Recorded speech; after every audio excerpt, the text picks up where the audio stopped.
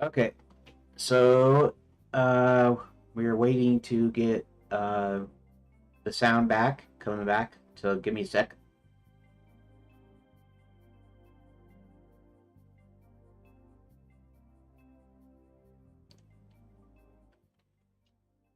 Okay, so uh, we are waiting to get the sound back, coming back.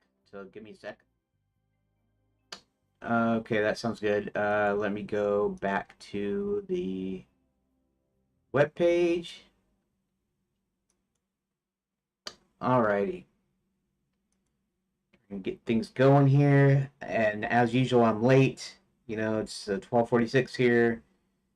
So 46 minutes past the hour, and obviously still need to fix that. Of course, when I finally get to fixing things to where I'm on time and stuff, I bet everybody be expecting me to be late, and so like they won't be watching until like an hour later, and then I'll already have done my stream for that day or something dumb like that. But anyways, let's see. I am looking down at. Okay, so um, since I don't have lots of people in here that are chatting at me, um, I won't ask you to do anything, but I am thinking of doing something here. Actually, let's pull up my notes because we're supposed to go back and do some story today. And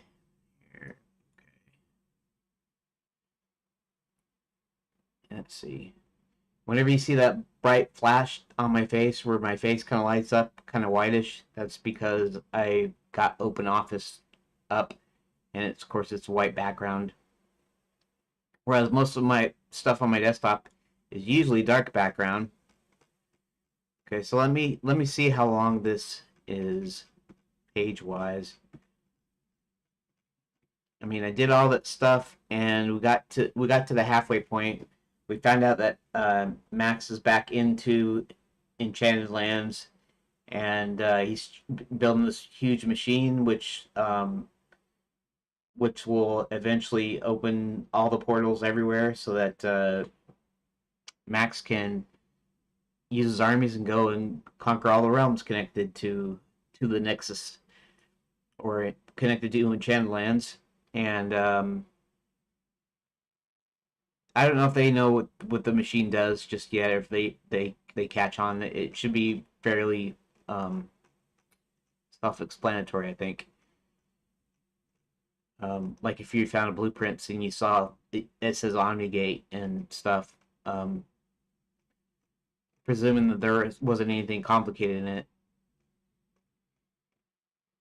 So, okay, put a lot of notes there. Okay, so this is where I started. I started on page 57, even though it's not all of page 57, and we're at the page 66. So we're about 9 pages in, and I'm thinking I've got to find a way of making some progress fast. What's the fastest way I can make progress? And the idea here was to have a short story, like a really short story, and then I take it and break it out, and I make my choose your own adventure style game, and it would be only a few locations, but it would be a complete story, and that would be the first phase of the game. However, things seem to be uh, taking a little bit longer than I would have hoped. For one thing, when did we start? January started on Wednesday, and come Wednesday, that'd be 2 weeks. I should be done, completely done with this narrative thing, and it's taken a lot longer than that. And it's 9 pages. It's not a few pages. It's a lot more than that. And I don't really exactly want to abandon this because it did a lot of work, and I should probably continue it, and I probably will continue it. But in an effort to maybe uh,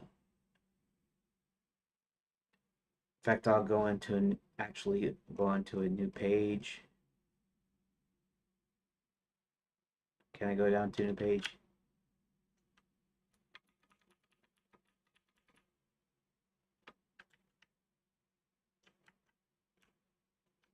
Okay.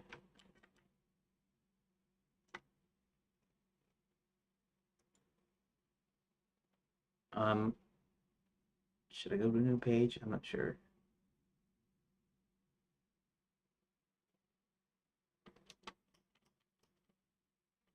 Let's start with there. Okay, so I'm thinking this is supposed to be like a really short story. Short enough that I can get on with phase one. Because each of the phases the story is supposed to expand out until I got it to the state that I want it. And so I was thinking of restarting, rewriting this first pass story and trying to see if I can get it into like a page or something. I know there's a lot of material here. I put a lot of characters in it. I put a lot of they have overlapping story arcs, and they got this one major story arc, which is which is to help restore Enchanted Lands back to its former world class money making tourist resort. And um, so I'm thinking maybe I should try to rewrite the story and try to do it in one page and see if I can't just do a deal where I finish it in the session, for instance. I mean, it might take the whole my whole time, my whole 3 to 4 hours, whatever it is, to do it. But is there a way I could just go ahead and I could blast through it and I could make this quick story, and then I could even use that as a springboard to finish off the second half of the above version. And the above version can actually be for parts phases 2 and 3 and 4, somewhere in there, um, where I'm really expanding the story out. And so, and then the other thing I could do is, along with that, I could really, um, might be able to shotgun this thing by starting off with a simple, like a one sentence blurb. Now this wouldn't be like a tagline or like a pre synopsis, like a desk jacket, little quick synopsis or whatever. This would just be like a one line that somehow a one sentence that would encompass the whole story. Um, this is a story about how a man from our world and gets brought into a real life magic kingdom to help save it from the machinations of um, an evil wizard or evil sorcerer or something, you know. Which that is like a tagline. That doesn't really say anything. But what if I start with that and then I say, okay, now I need to make the paragraph. Now I need to make, for instance, the one-page dust jacket version. And maybe at the one-page dust jacket version, I could include all the elements, and maybe it would be enough that I could make the game off of that. The choose your own adventure, the basic choose your own adventure. Here, let's go. Here, you're not looking at my desktop right now. Let's go to desktop, and then let's actually pull up my adventure game roadmap, which I have in Pastebin. I've been using Pastebin for years now. Adventure game production. Let's look at this. 7 years ago. I think I've been on Pastebin for longer than that, but yeah. So this is revision Zeta. Okay, Zeta. Zeta. How would you people from the UK pronounce Zeta? I noticed that the reason you pronounce the last letter of the alphabet Z is because it harkens back to the Greek letter zeta or zeta. And actually, I don't know if it's because it's Greek, because of the zeta is not um, zeta is not the last letter. The last letter in the Greek alphabet is omega, but uh, let's see, how is this is like D or something? It's like alpha, beta, um, I forget. Anyways, it's like C, D, or E, somewhere in there. So it's like, so how do you pronounce zeta? Um, I know beta, Beta. You guys tend to pronounce beta, you know.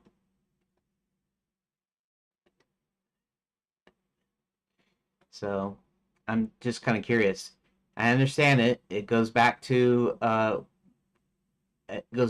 Greek or Latin or something, and so that's why the last thing would be pronounced Z. But the reason we pronounce it Z is to keep parity with the other E words like B, C, D, G, E. E is E. You know, I don't say bed. You know, bed's a word, but bed not for B. I don't say said for C. You know, that's why we say Z instead of Z. But anyways, I digress. Here I go again, like I always do. Okay, so revision zeta. Actually, let's do something here. Greek alphabet.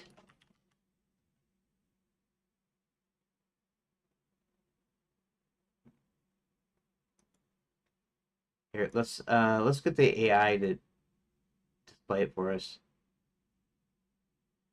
Right, alpha, beta, gamma, delta, epsilon, zeta, eta, eta, eta.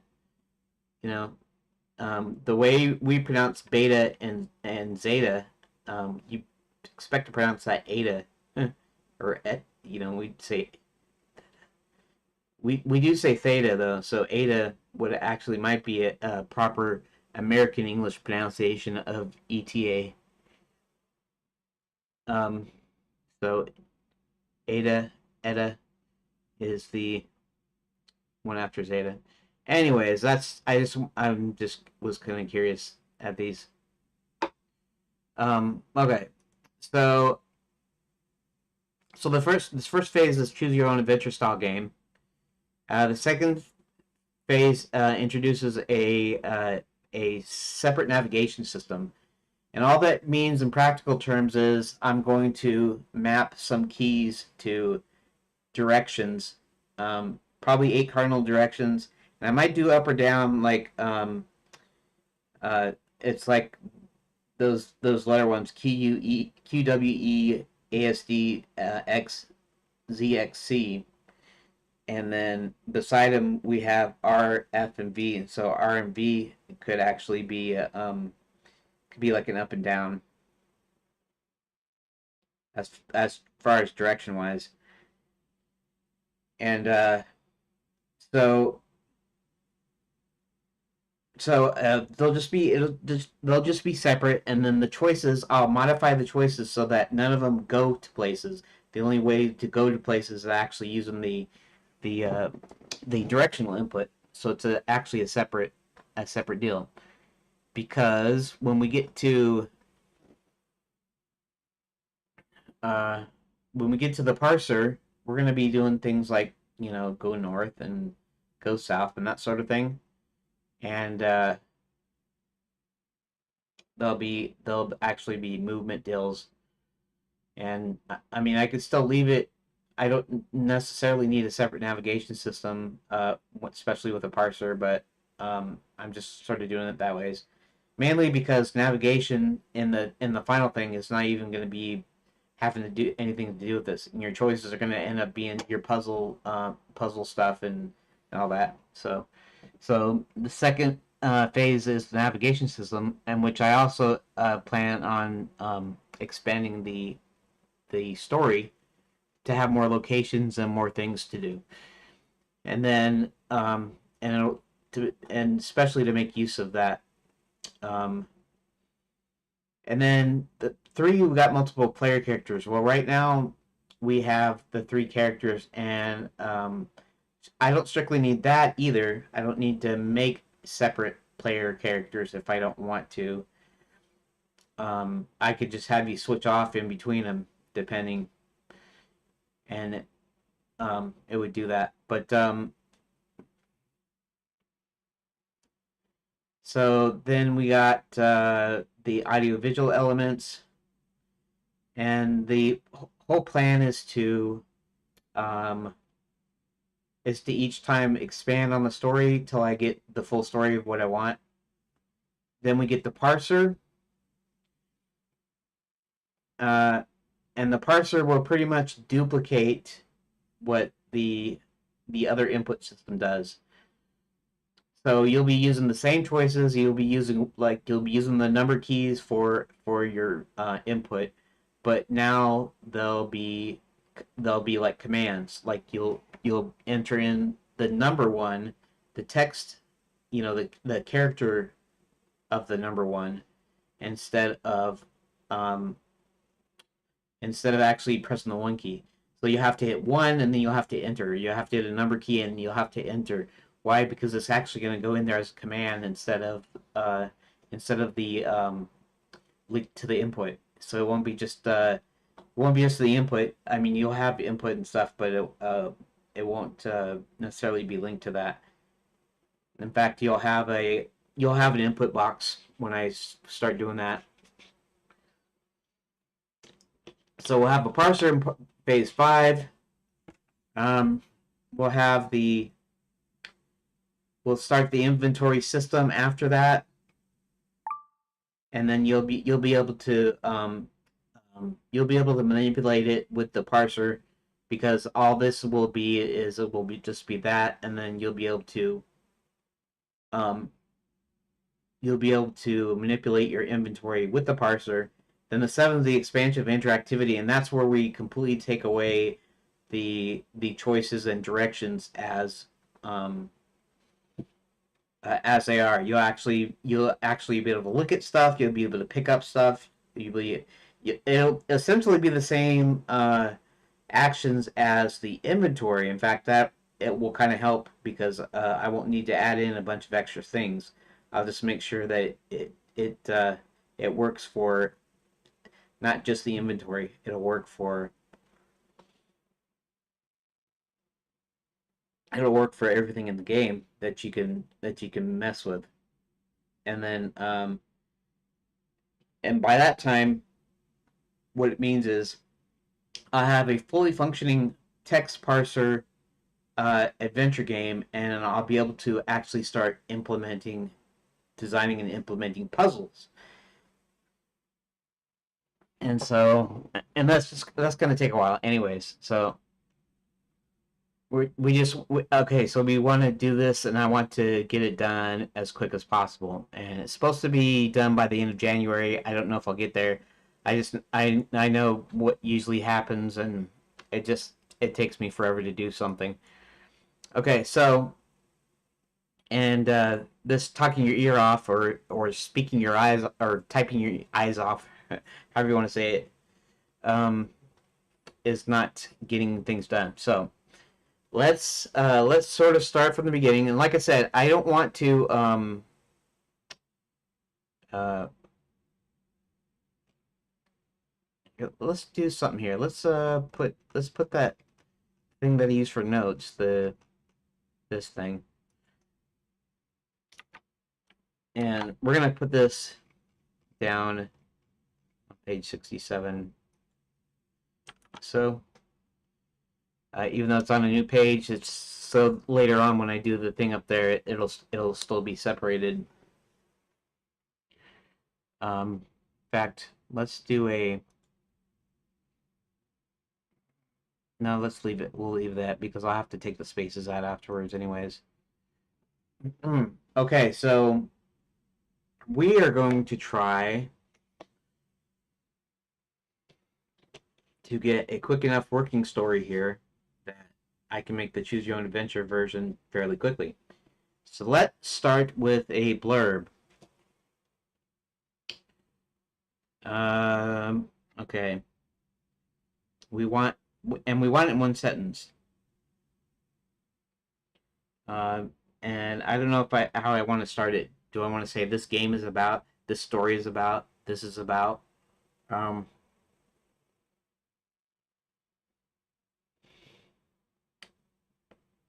Um, how do I say it? Uh,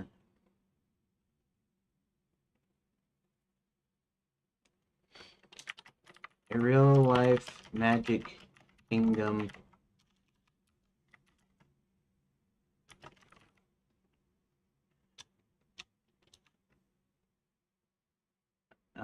turned tourist resort. But see, I'm kind of parodying the opening dealie, and I want this to encompass the whole story. Um, man from our world, we'll say realm, our realm, a princess from another, uh, are brought into magic, a real magic kingdom turned tourist resort to help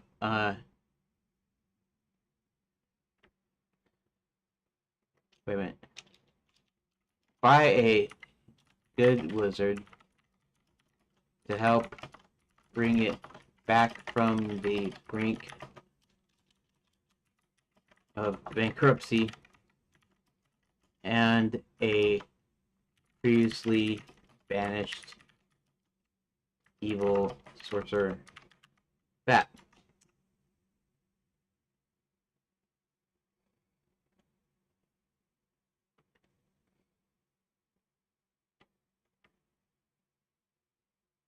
And to stop. And to stop a previously banished evil sorcerer. Okay, now this doesn't actually, in a sense, a this isn't really the story, right? I mean, it is. It's what the story's about. But this doesn't say any of the events that are in it. So now we want to write a paragraph. Let's see, what time is it? 108. Okay. Uh, okay. Let's. I'm not doing very well here on the thing about as far as recording like update. So here.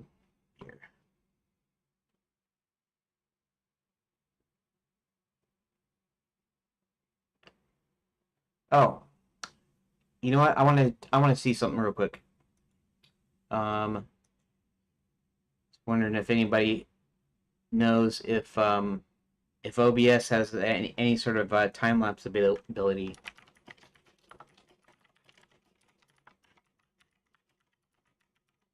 Because this would be perfect for a time lapse. This is just me writing story.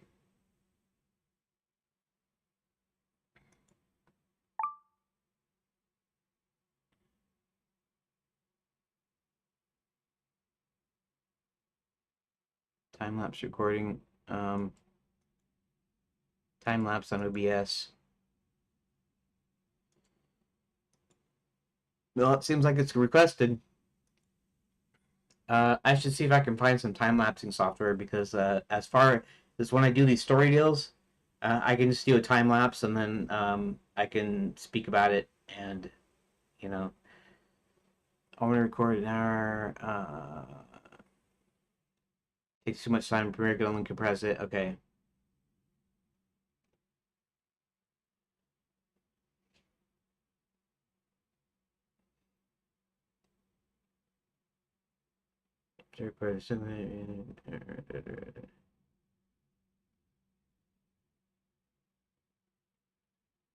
Hmm.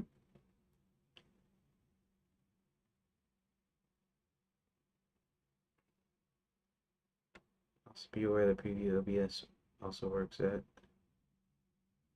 Yeah.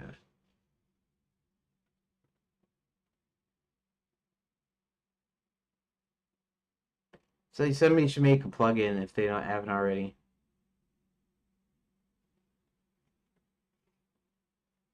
Um, looks like a charm. So 10 seconds with 60 FPS or one speed factor of 3600 seconds, 10 seconds, 360. Recording with 600 frames within 16 FPS. One frame per every 6 seconds. You can enter this FPS in OBS as fractional FPS value. Recorded video, these settings will play normally 1 hour in any media player and look like a slideshow with changing image every 6 seconds. If you press the stop recording button while recording 1.6, may take a few minutes until the recording actually stops. Only stop about every 20 frames. It needs another 19 frames. Okay, blah, blah, blah.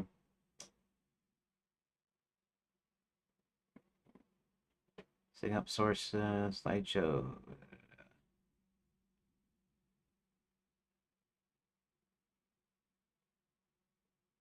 You can pass the presentation timestamp. Huh.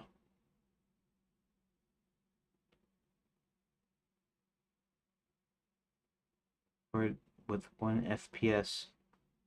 Source file would be larger, but the OBS GUI will respond faster. Yeah, that's kind of too bad. I mean, even if this works, this is a kind of a big setup and stuff for something that doesn't quite work.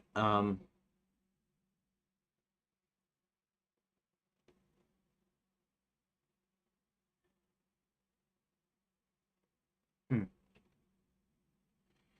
You know, I mean, it's dumb. It's dumb for it to do a Yeah, you can have. I think you can have FFmpeg like skip frames and stuff,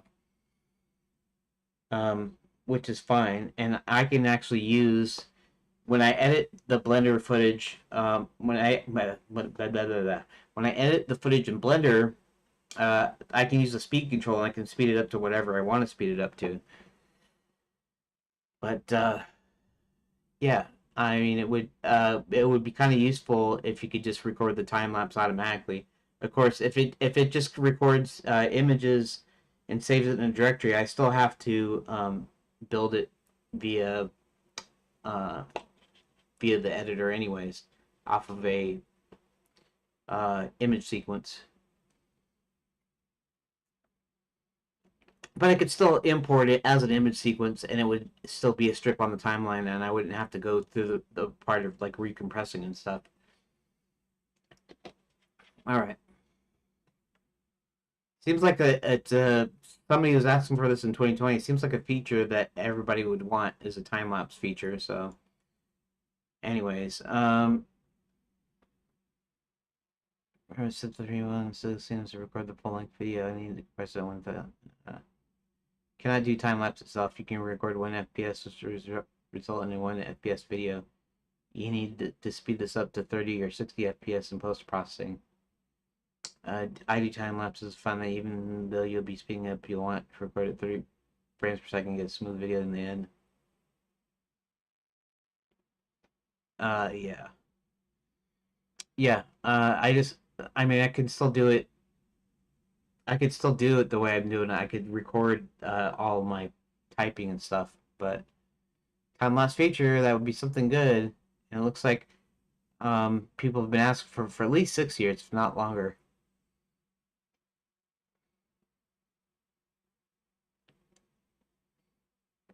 So, you have 60 frames a minute, so that's like 2 seconds.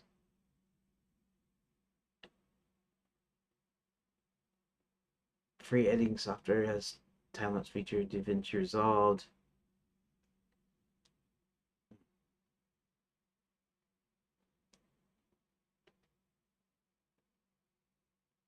Really, I mean, if there's an ability to capture an image like a screenshot, then there should be a script or something you could make that would capture the screenshot. I'm not sure. Here, let's check this out for a quick sec. Then I guess I'll get back to my game, which I should do anyways. I shouldn't be screwing around with this, but I do.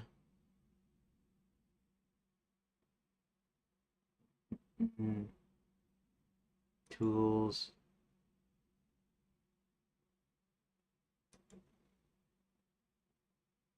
Let's see something here. Settings.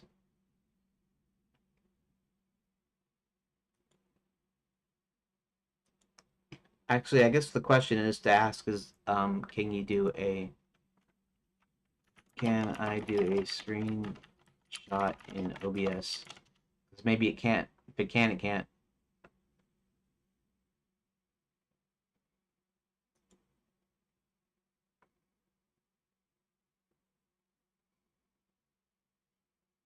Screenshot selected source. Click the input fields.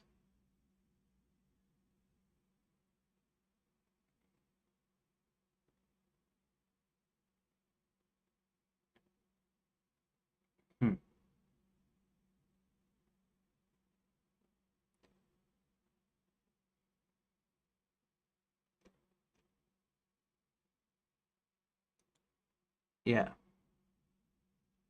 I'll print screen. Yeah.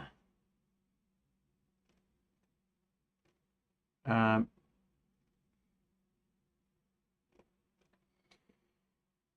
all right. So you can't do a time lapse in it without.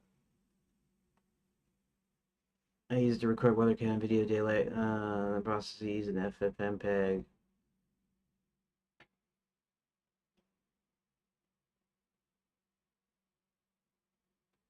CPU, no options. Huh.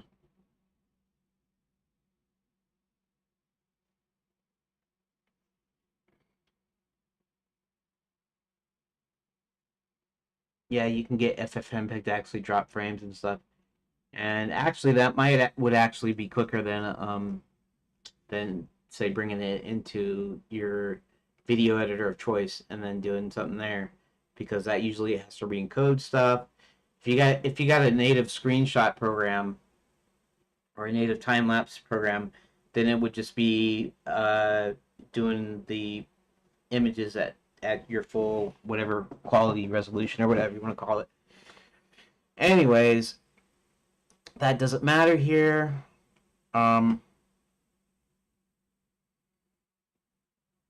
So I'm going to do the same thing that I was doing. Um, what I was going to do with the other days, which is when I'm done with something, uh, when I'm done with like half an hour or an hour, depending on what time it is, what I'm doing. I'll do a quick record. I'll even do it for the story thing here, and then I can just read it like I'm reading it. And since there's not an update that day, like I didn't do anything other than write story, then they can listen to and look on the screen at what I typed. So let me do that right now for this little thing here. So make sure we're on desktop, and then I start recording. Okay. A man from our realm, a princess from another, are brought into a real magic kingdom turned tourist resort by a good wizard to help bring it back from the brink of bankruptcy and to stop a previously banished evil sorcerer. Oh, and let's just add evil sorcerer from taking over all the realms connected to it. Okay. And then all right. Okay, so to to be clear here, I'm going to continue this here at another time. I might even do it today, maybe tomorrow, maybe not for a little while. It kind of depends on how fast I do this other part. But I'm going to go ahead and do things here, and maybe doing this ways will help me figure out what I need to type here. Okay, so the one thing that I want to do first here is, do I go to my first revision or my second revision? It almost doesn't matter. Let's go ahead and let's just do a quick scan over the notes here. Okay, Enchanted Lands, plot points outlined. The king starts doing odd things, closing down the training schools, Knights Academy, Fairy God College, Blizzard U, Prison Prep out there, closed for refurbishment, signs up. Okay, the dwarves stop letting anyone come in to watch them work. The king has allowed Enchanted Homes to buy out Enchanted Enterprises. Only hotel open is the Grand Enchanted Landing. So for a single hotel on the outskirts called the Bats and Belfry Motel, run by a misunderstood vampire. Previously banished man is rumored to return. Evil wizard Maximilian spells return from being banished under the guise of CEO of Enchanted Holdings, Maximilians. He reopens the Knights Academy to train real soldiers with the real weapons. Fairy God College could convert fairy godmothers in training the evil witches in science. Violet Moonshadow, a witch, and his partner in crime to do so. Violet gets number one henchman Barty the gnome to kidnap Princess Karen, who's visiting from her own realm to speak at Princess Prep. Dragons now seemingly under magic enchantment plague smaller villages. Max also starts his experiments again, which got him banished from the first place, which involved tourists and the magical metal quicksilver, which is what Enchanted Land seems to run on. And the one thing that I didn't think about when doing this latest story was this part here, because in a traditional movie or story, you'll be shown what the bad guy is doing, and particularly what he has in store for the hero or heroes. Anyways, Princess Karen discovers Max's secret plan as Max has taken over the realms connected to the Nexus by raising the magical army, either by infusing tourists with quicksilver or getting the princess to tell him the secret on how non-magicals can be imbued with magical abilities. I decided not to do that. And I figured out a reason why she's being kidnapped. She's being kidnapped for ransom because why? I don't remember what I said about that. And so doesn't matter. I gotta run through this real quick. Let's see. Starts Quicksilver starts experiments again, which got banished in the first place, involved tourists and the magical metal Quicksilver. And I decided to drop the experiments on tourists because that's a little too gruesome for a family friendly, or I should say all ages appropriate fantasy comedy cartoon adventure should be. So it shouldn't have it like evil experiments or whatever.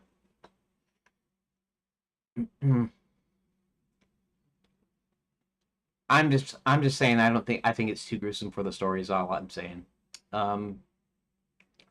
Okay. Set up the Puppet King, sentence the real king the same punishment that Max had received. She isn't going to know that. She isn't going to find that out. None of us are going to find that out unless I reveal it through the villains. Either you get to play the villains, or if I decide not to do it, it'll be in a little cutscene or something. The dwarves end up being held hostage by the evil gnomes. The adventurers manage to rescue the princess and tell them Max's plans. She didn't manage to get the entrances to the mines, however, and Max recruits an army of werewolves. Okay. Let's see. The adventurers manage to free the fairy godmothers in training, find a way to get the knights to fight for them. Then rolling the oversized door shows them the secret entrance to the mines. They also find a way to remove the dragon's enchantments. John Thomas, who is from our world, who had managed to rescue the princess, goes into the mines to free the dwarves and the tourists who are being experimented on. he himself gets caught and enslaved, and the rest also get caught. And when all hope seems lost, Kurt the Cowardly Werewolf manages to convince the army of werewolves to help him and help the adventurers. So I'm not really sure. Seems like the reason that I dropped Kurt in Red Riding Hood partly because this story seems kind of shoehorned in. It doesn't seem a natural part of the rest of the story. But I know I wanted the character in there, and so that's why I was doing. Max is building an army, and he's building an army of uh, um, tourists under his control. Maybe they get hypnotized or something with the Quicksilver or some such. Because like I don't want to do any like extreme stuff like them being drugged or something. So something like it that doesn't carry the kind of the weight or the the creepiness or whatever you want to say. Um, so he makes this army. He's got the evil witches and all kinds of different creatures and um, working for him, and the werewolves are a part of that. But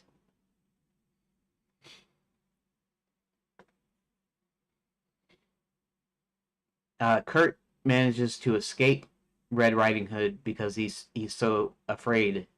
The others aren't afraid, so they don't mind listening to what Red Riding Hood has to say. And he's scared of everything when he's a wolf. So, anyways, the adventurers overcome the gnomes with the help of the werewolves and the dwarves and manage to escape. That's interesting. I don't know. Like I said, the werewolves thing. Maybe that's partly why I took it out because it kind of almost doesn't fit in a sense. I have a vampire, but he's misunderstood. And he's the last one of his kind. But werewolves are werewolves, so I'm not really sure.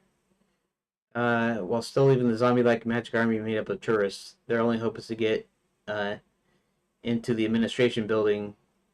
It could be a spell that makes them into a suggestible state. You know, so that they do the bidding of whoever they're under the spell to. So the only hope is to get in the administration building, and which is the castle, basically, and disrupt things enough that the good army led by Sir William the Unicorn can overcome the villain's army, which consists of magical tourists, bad werewolves, and Kurt can convince gnomes, the evil witches, and wizards. Major battle ensues as John faces off against Max. When he overcomes Max, the good has when turns him over to halfway. Um, Max is sentenced to life as a training dummy at night school, and John and Karen are married and elected. Yeah, I'm not sure about that. The idea is that you get elected. Puppet King is sent to an asylum. Vacation tours are restarted, and the schools and hotels are reopened, and Channel is back in the black, leaving only one mystery to be solved: where's the real king? And like I said,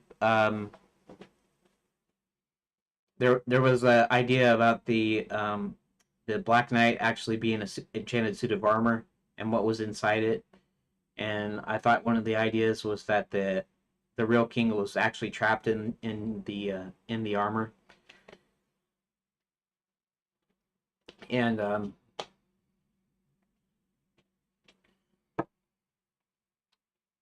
the other possibility is that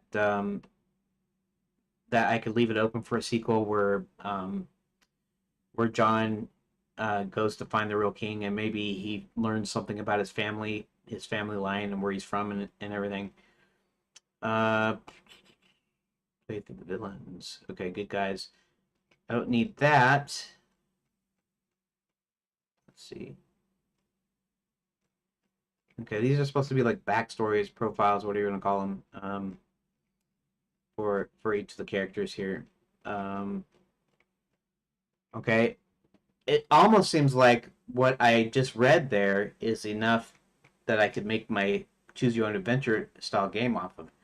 So if I could take that maybe and synthesize it into, I might try it that ways. Genlands races. Walkthrough that I'd started at one point. That's not important.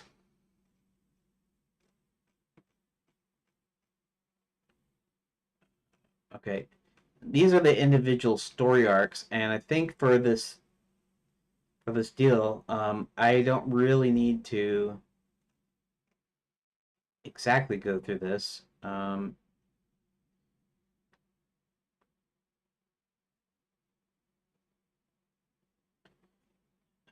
Yeah, his subplot is to get a date with the princess. That's his whole. That's not his reason. Is the reason he's there is because Hubert brought him there. But his whole thing. Usually subplots are usually a romantic dealie or it's a side thing. It's like usually a side plot to the main plot. Sometimes it contributes, sometimes it doesn't. Um, in this case, it contributes because he's really motivated to go rescue her. Kind of like the original Star Wars when Luke saw Leia's hologram, and back when they weren't brother and sister in the story, he he wanted to go after and rescue her because she was good looking, I guess. Main plot outline. Yeah. Okay. This is kidnapped. Okay. The reason I'm just kind of brushing through these is these are the individual character arcs, and although it's ultimately important to each of their character arcs, um, to the to this story thing session that I'm doing here, it's not important to that. Only the main overarching plot where I can just say this happens and then this happens and then this happens. I wanted it in a narrative form because it'll have to be a narrative in the choose your own adventure portion. Um, but still want it to be super short. So let's see if we can make it super short. Rewrite of the plots. Okay, so in here, King disappears. Administration closed down the night school, Wizard U, Fairy God College, and Princess Prep. Enchanted Holdings Inc. goes bankrupt. Dwarves and their minds become closed society. Only a single hotel, Grand Enchanted Landing, remains open. The previously banished madman is rumored to have returned. And really, it's actually two hotels. It's the Bats in the Belfry Motel, which nobody really considers. Um, okay, turns out the evil wizard, as was banished, was returned. Other guys are of operations of Enchanted Limited. And I should make that Enchanted Holdings and then Enchanted Limited, Enchanted whatever Enterprises or something should be the original company. He's Knights Academy train real soldiers. Evil dragons are plaguing small villages. Fairy god colleges using witches pretending to be fairy godmothers to convince women into becoming witches. Wizard U and Princess Prep are closed down. A princess from another realm is captured by the evil one. He also secretly starts up his mines and slaves to her to mine special magical ore called Quicksilver, which is what powers the magic in the kingdom. Um, anyway, enslaving tourists is not too dark for my game, but doing experiments like injecting them with Quicksilver to see if they can have magic powers is it's kind of dumb, anyways. It's a little too dark for this kind of story here. The evil one's purpose is to raise a magical army in order to invade and conquer the connecting realms. The princess is from a realm that can imbue magical properties to non-magical people, and we decided not to do that. The evil one tries to get her to tell him how. At the same time, he tries to conduct experiments using Quicksilver on tourists, which I'm not going to do. One of the band of adventurers escapes or rescues. One of the band of adventurers rescues the princess. He finds out the evil one's plans. The evil one set up a puppet king by condemning the real king to the same punishment he had received and replacing him. The adventurers find the dwarf mines as the secret location of the evil one's quicksilver mines. The dwarves are held by the evil gnomes. Various adventurers find out this information, proceed to break into the schools, convert the knights to fight for a right to release. It sounds really corny, convert the knights to fight for right. I didn't mean that as a stupid rhyme. I just meant previously they were training under Max, and we're going to presume that the knights are not enchanted in any way. Somehow they were convinced or brainwashed um, into actually working for Max. I say this partly because in the beginning, you'll be able to visit night school, and you'll be able to talk to them. And if it was being closed off to where nobody could talk to them, then you kind of have trouble. I mean, you still have to get in. You still have to have a way to get in. But once you're in, you're in. But if you're caught in, say, Fairy God College, or you're caught in Wizard U or Princess Prep, um, or the or in the unauthorized areas of the hotel, you can get captured, and it would be trouble for you. But the Knights School um, pretty much doesn't. We're gonna assume that they're all a bunch really greedy, and that Max had promised them a lot of money or something, a lot of gold or some such. Um, at least Fairy Godmother to be reopen Wizard University and then gain entrance to a library to help in the fight. I didn't know about the library part though. It has something to do with John working at a library, but I don't actually remember what the library was about. Maybe it was to gain entrance to the castle, which maybe I was thinking about the library instead.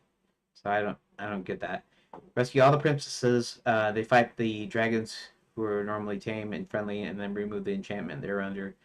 The main guy who rescues the main princess tries to go into the mines and to ambush an enslaved. The main protagonist teams up with the dwarves and overcomes the gnomes and frees the slaves. They form an army to fight against the evil one's already accrued forces. The main adventurers with the dwarves. I was trying to not name them. I was trying to be what do you call that? Not agnostic exactly. It's I was trying to be general on purpose for this part. Um, the main adventurers with the dwarves use a secret magical transporter to get them into the administration castle. They then disrupt administration long enough to let the good army in. The main protagonist faces off against the evil one as a large scale epic battle ensues. The evil one is eventually overcome and the battle stops. This time, the evil one is sentenced to life, and the night school is a training dummy. The main guy and the princess are wed, unanimously elected new king and queen. Kingdom is then restored, leaving just one mystery to be solved. Where's the real king? The puppet king is sent to an asylum. Vacation tours resumes. The hotels reopen, etc., and so forth. Okay, so that in mind, let's see if I can come up with a small-ish story. Uh, can I keep to a paragraph? That's the question. Can I do this, and can I keep it to a single paragraph? Okay. So I guess let me try. Let's try. Okay. Let me take off these stupid headphones. I keep forgetting. I only need the headphones when I need to hear something. And I don't need to hear anything right now. Unless, of course, um, let's see that. Oh, there I am. There I am, and there I am. Okay. I don't actually need to hear myself unless something's going wrong with the audio.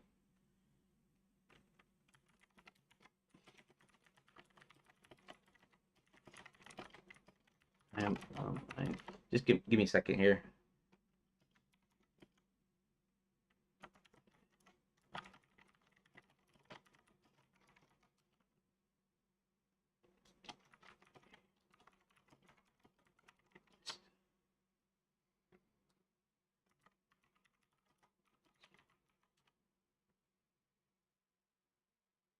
Okay.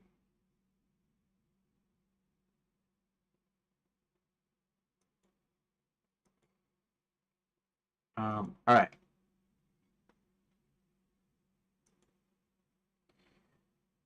So, okay, can I write a single story?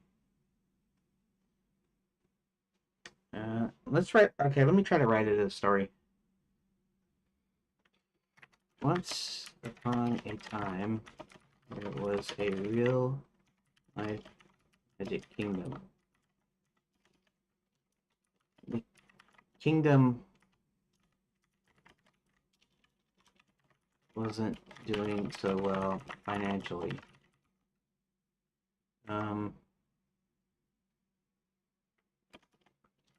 Their economy tanked.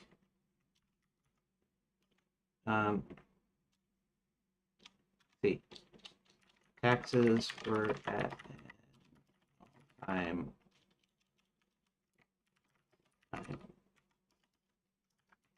Most of the taverns, inns were run down. People had very little to eat.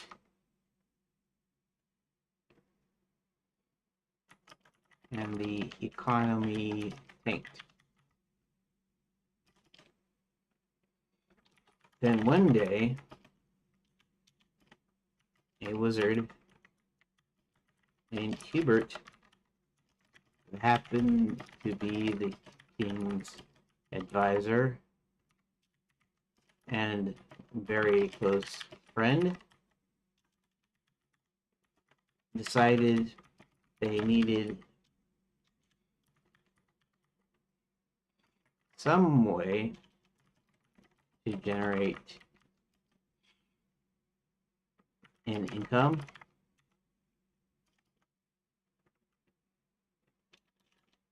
And that way was tourism.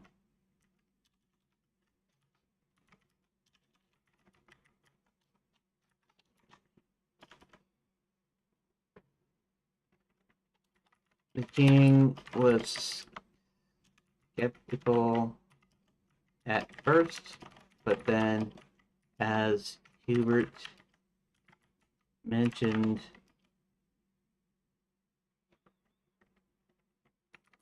the many tourist resorts in different realms,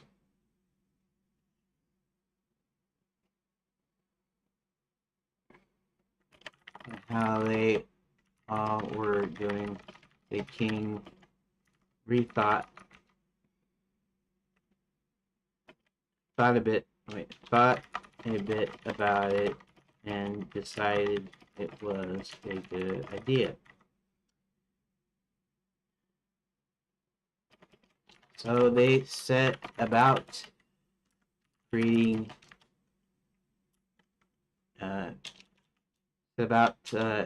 turning the kingdom into the Enchanted Lands Tourist Resort. Okay. All was doing well until an evil sorcerer by the name of Maximilian, Maximilian as spell started kidnapping tourists and eventually was caught enslaving them to mine quicksilver so he could build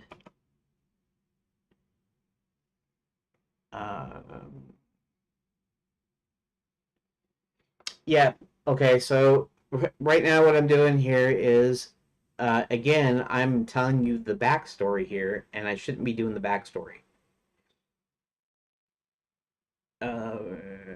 Doing well, the tables are familiar, so kidnapping tourists, enslaving them to mine quicksilver.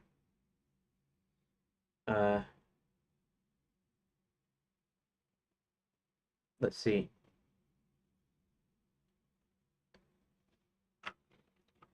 Here. Because he hoped to corner the quicksilver market and then he could get everyone in the lands, including the king and his advisor, to do his bidding. Now, I just kind of made that up because I don't believe that was my original intent. My original story had him, the original backstory had him attempting something similar. He was going to raise an army, he was going to open a portal somewhere, and he was going to conquer it. And I don't remember exactly. He was basically kind of trying to do the same thing he's doing now, but he has all of his bases covered. So um, maybe it was exactly the same thing. Maybe he was trying to build something that could open portals to everywhere, and that might have been it. Uh, Silver, because he had plans to build a machine that would open portals to any realm so he could conquer them. But before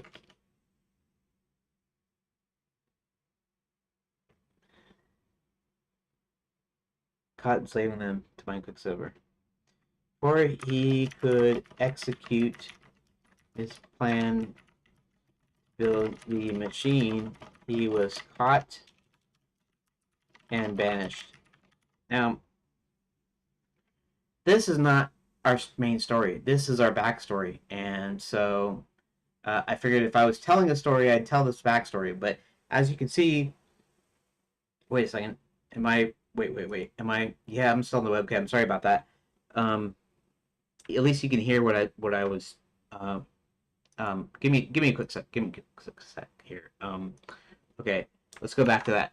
Okay, so as you can see, that this is just a paragraph, and it's just the backstory. So this is what he was doing, and he was caught, and he was banished. Okay. Um, no real thing about how he was caught, but this is not going to play well in trying to build the story for My Choose Your Own Adventure, because you're going to come in at its greatest moment of need, and that is the schools and everything are all closed down, like what he had kind of done before. But this time he did it a little bit differently. Before he basically started kidnapping him, he started his minds in secret, he had his plans in secret, and eventually the Hubert and some others found out and they caught him.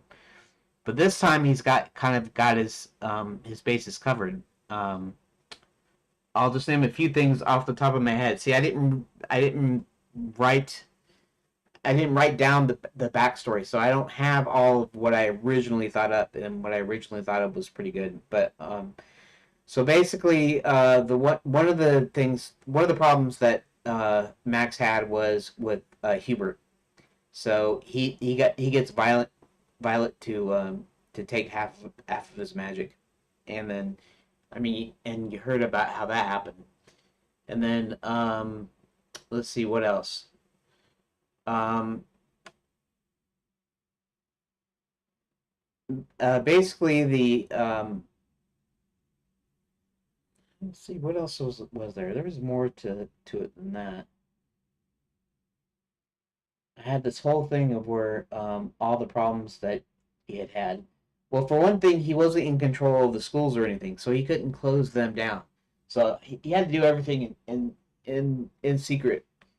But with the schools closed down now, he's got control of everything. Since he bought everything, he's got control of it. Um, I'm guessing, and I didn't even think about this before, and I probably should have, but why did Enchanted Lands go bankrupt in the first place? Well, there had to have been something that caused it to happen. Maybe it was the fact that people started disappearing, and so word got out that there was some problems. So I guess maybe the idea is that it didn't just go bankrupt. Things like they started closing stuff down, and they didn't close stuff down though. That's the problem with my story here. My problem here is why did it go bankrupt in the first place? He got control of it. He got control of everything because things were going bad. But how did they go bad? Well, you can also say that he caused things to go bad secretly. So I don't know how you do that, like shorting stock or something. Um, so you could corner the market, or I don't know, various ways. I guess I'd have to think them up, and I'm not sure if I should do that right now. Maybe. Um, it does mean that I don't have a really good firm foundation for my backstory just yet. Um, let's see.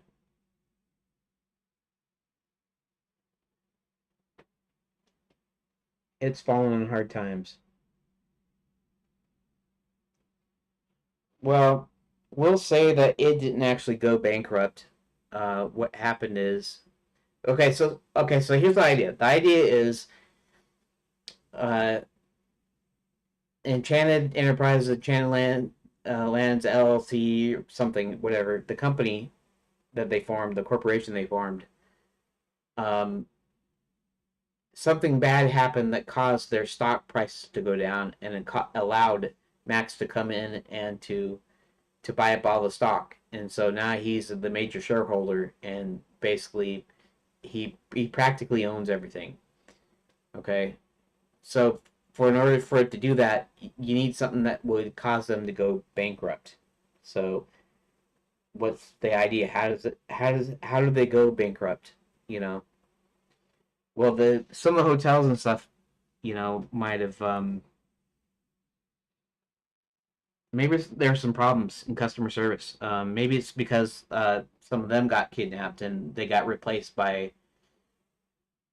people that kind of didn't care, and basically running it into the ground. I almost imagine this is kind of what happened to the Disney company. You know how it got woke? It didn't get woke because somebody, attacked them from the outside, right? What happened was they started hiring people, and the woke people started hiring other woke people, and somehow they got it in, and they basically destroyed the company from within. And so now that's why all the stuff is woke now. They had to take down Disney, and the only way they could take down Disney, because it was so big and was so family oriented and stuff. They had to get them to go woke. They had to get them to choose like alternative lifestyles and stuff for in order for people to not want to go to the Disney parks and not want to buy their merchandise or their movies and stuff. And it's all been calculated to take Disney down because they couldn't do it otherwise. Somebody tried a hostile takeover back in the 80s, early 80s, and that didn't work. Now that's just a business thing. They figured out how to get around that thing. But I think the problem is now we got a ton of woke stuff from Disney that we never even even entered our mind. Okay, so getting back to my story. Sorry, I'm going off on that tangent. Um, so getting back to my story, somehow there's got to be some reason that Enchanted Land started going bankrupt, right? That there's problems that started showing up that that Max needed to come in and run things,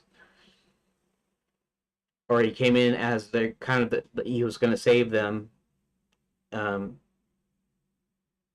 and what he started to do is he uh, he started training using the night schools to train the military, and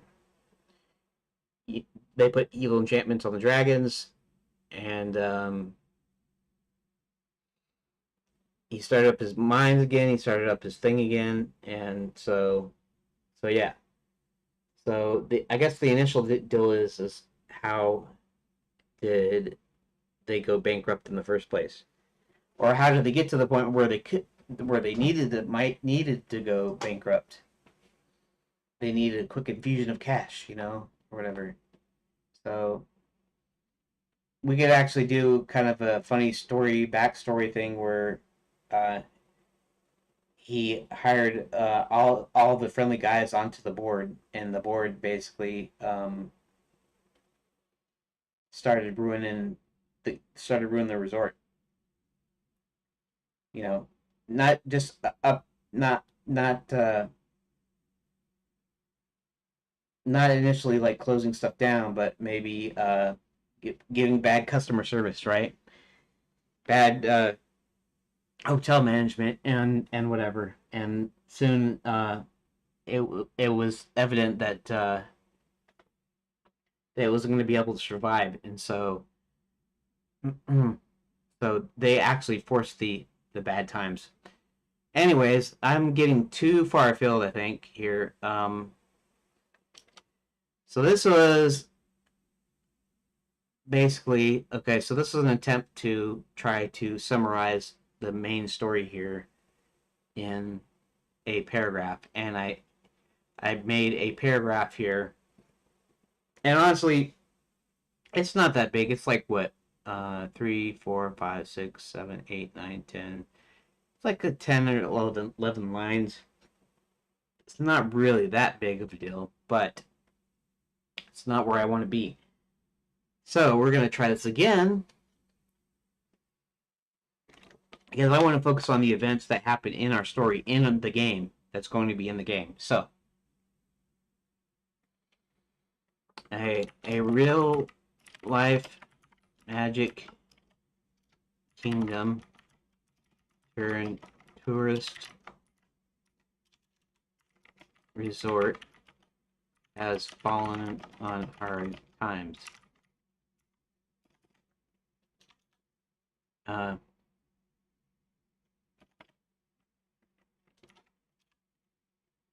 a majority of the shops and taverns and inns have closed down. The hotels, most of the hotels are closed except for two. Uh, except for two. Uh, let's see what else.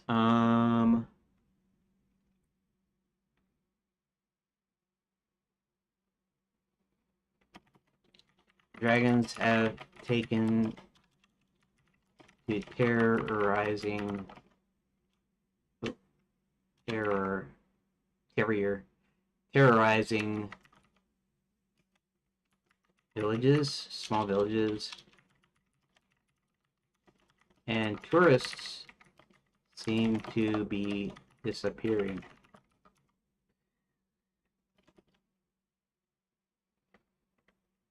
Hubert, uh, the king's closest friend, confidant, and advisor,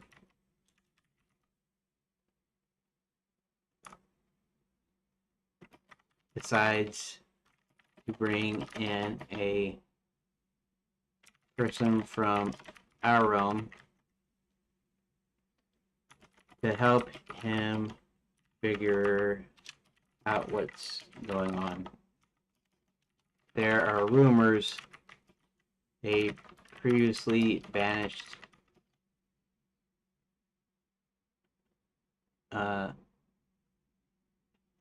madman has returned.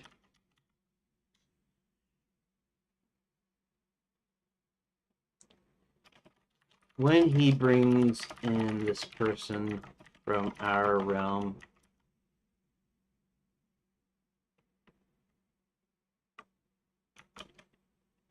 named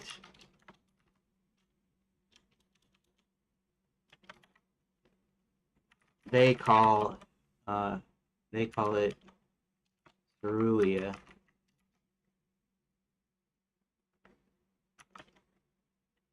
whose name is John.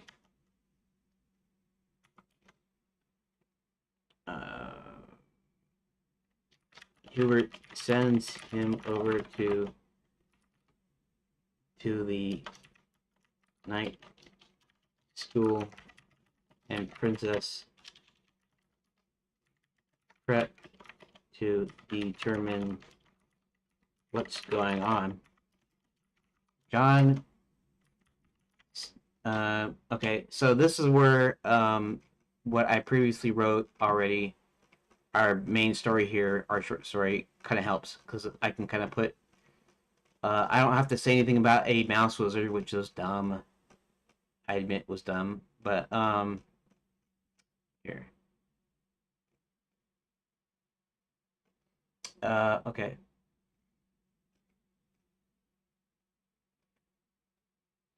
So I don't even have this thing about him being on the train car and then coming through the portal and all this stuff. Uh, I guess because I'm just trying to make this short, super short blurb. I should say this paragraph, the story, short story in a paragraph form here. Okay.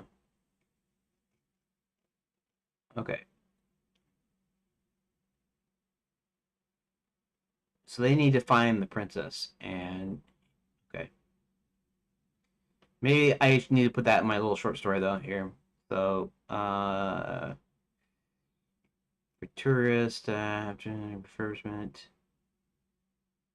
shown up yet? Okay.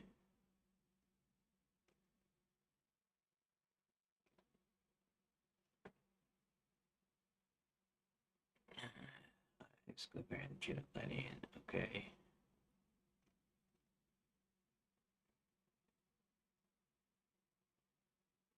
Okay, looking at. So he doesn't find anything about Princess Prep really, other than she was supposed to speak there. He does make his way in. Okay. Let's see now.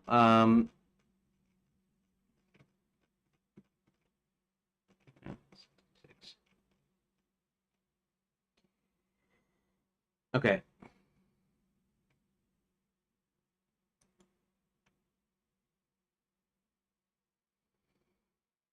Um,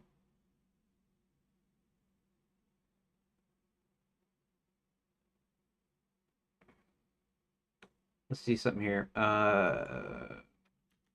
name is John. Steps.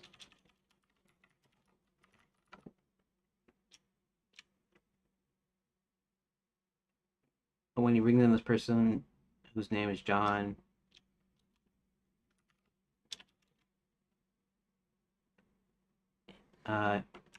he brings in a person from our realm. They call it Cerulia, whose name is John. John steps through the portal by possessing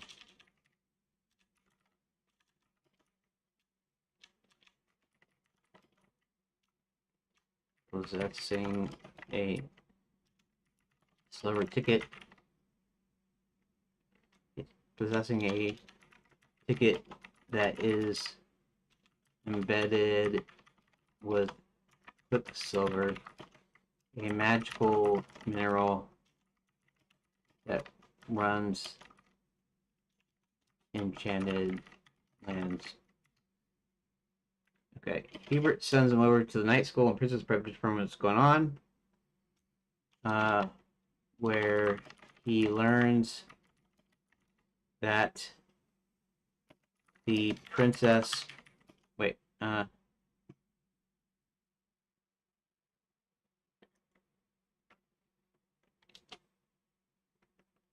He. Let's see. Possessing a ticket embedded with quicksilver. on the other side of a portal. He's in what appears to be a train car just when a small, fat little man kidnaps a beautiful young woman. Okay. Hubert sends him over to night school and Princess Prep determines. Okay.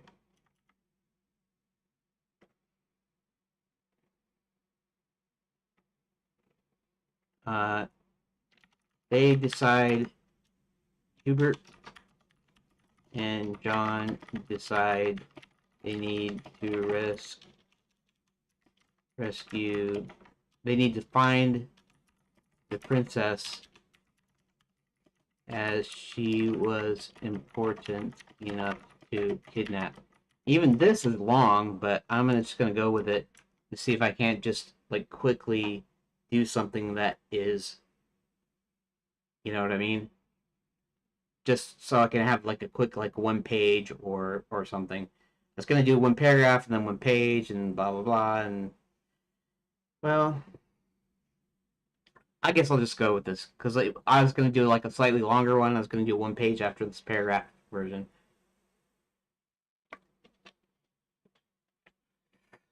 Um. Okay.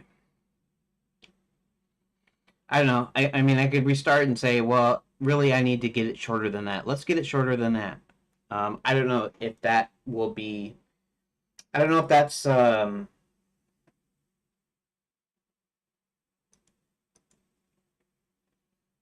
don't know if that's helpful or not. Right. Um.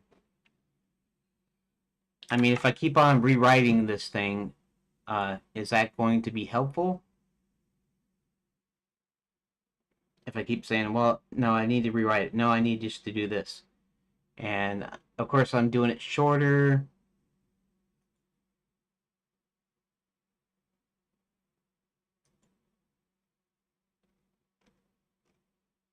Mm, I'm just checking something in Discord. Give me a sec. Let me go back to that. Okay. Anyways, does it make sense for me to oh, this is what I was going to do. Does it make sense for me to go back and say, no, I need to make it shorter. No, I need to make it shorter. I mean, maybe, but because I'm going to expand it afterwards.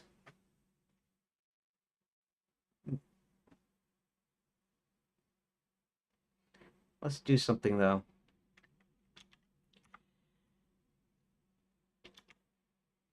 Maybe I should do that. All right. Take number 125 or whatever.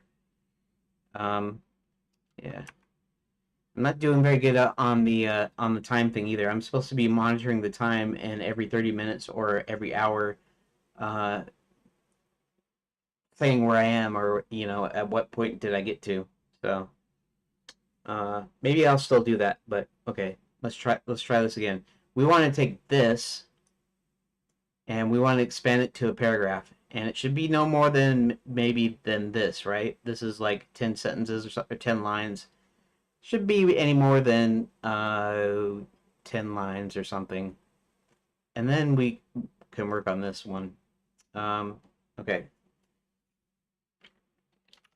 Enchanted lands, a real magic kingdom is turned into a tourist resort. It's fallen on hard times where everything is closed up.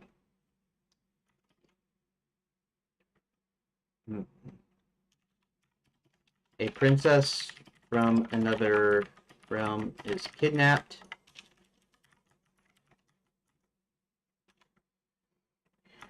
And Hubert, the friend and advisor to the king, has brought in John from our realm to help figure out what's going on. Okay.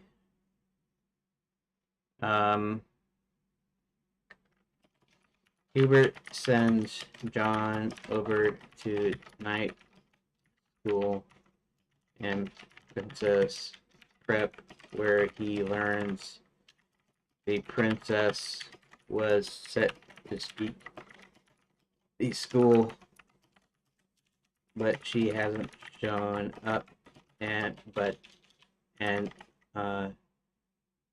that it doesn't matter anyway since the school is closed. Night school started. I don't know if I'm gonna make that one word or two words just yet. Night school. Anyways, it doesn't really matter that much. Night school started training with real weapons.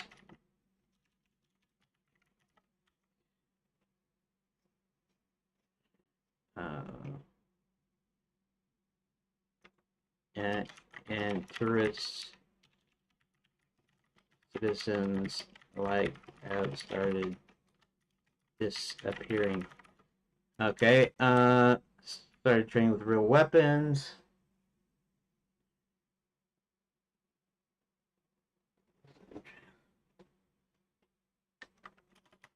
Dragons are terrorizing small villages.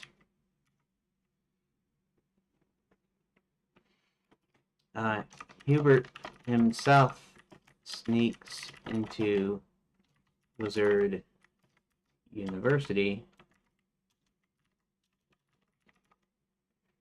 and okay, what is, let's see, let's go back up here. I need to find out.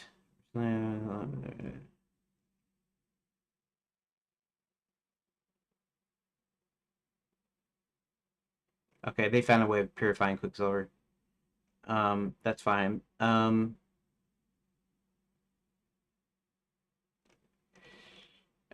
He resides to. Okay.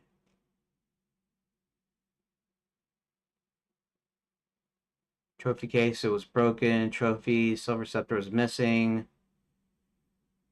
I kind of created that as a reason. I created a dumb reason for him to get in there, and then I figured I just come up with something to that he found out in Wizard U.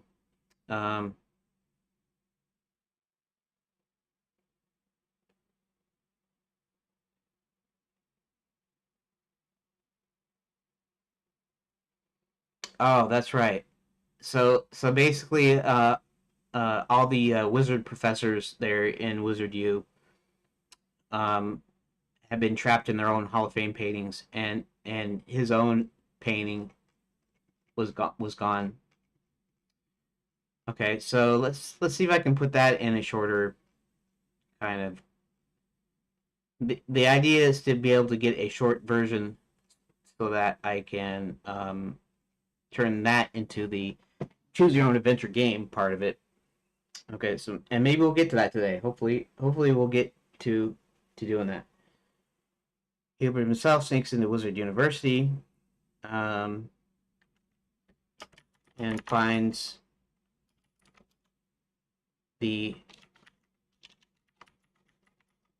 wizard professors have all actually two. I guess it's one F, two S's. Have all been trapped in their own Hall of Fame paintings, except one, except all been trapped in, except for one that's missing. Uh, Hubert realizes that this was Max's was million spells. Yeah, that spells own painting, and realizes he must be back. He must have somehow gotten back into the lands.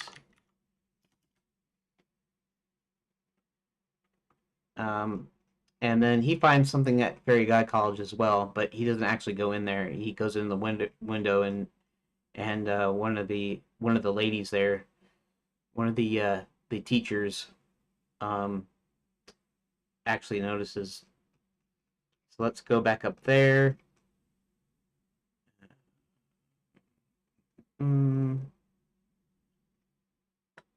Just can only be must be magic. Needs to find a way to wreck it. Going around the back, he's little window. Little ladies typically jump astride their brooms, and most not make it with the most graceful landing.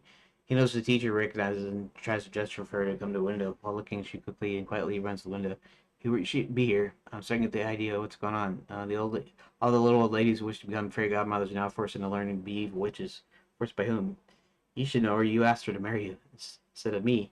Violet, she's here. Yeah, she's taken over the school, putting these poor little old ladies through the ringer. Something about an army. I don't know how they would fit in though. You stay put. Okay, so then he's got another piece of the puzzle here, and I have to put that in my little blurb. Um, After checking out Fairy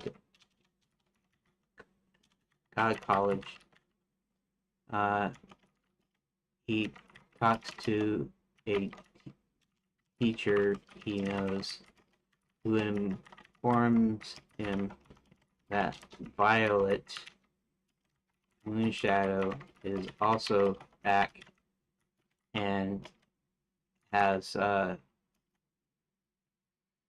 has the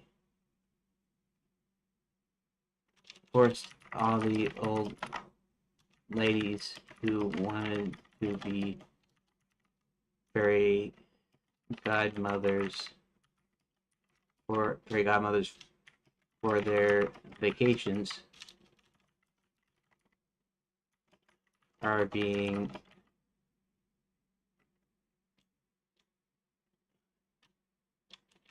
into um, becoming evil witches. Okay.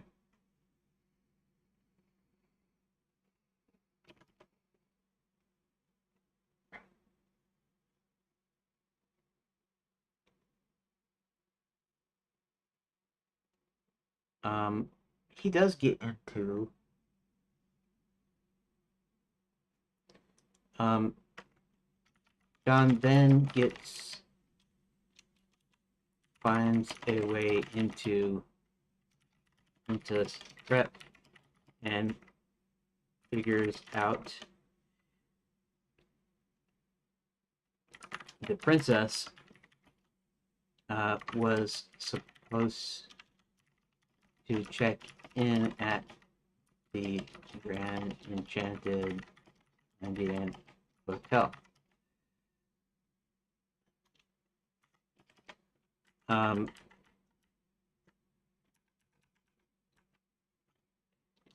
when they rendezvous,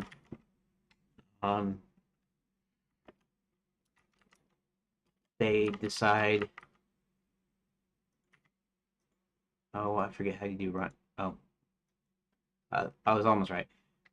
They decide they need to find princess. When they rendezvous, they decide they need to find the princess, and their first lead is the hotel. Hubert calls his old friend Count who's a misunderstood vampire, to turn into a bat and to see if he can spot any trace of the princess. Okay.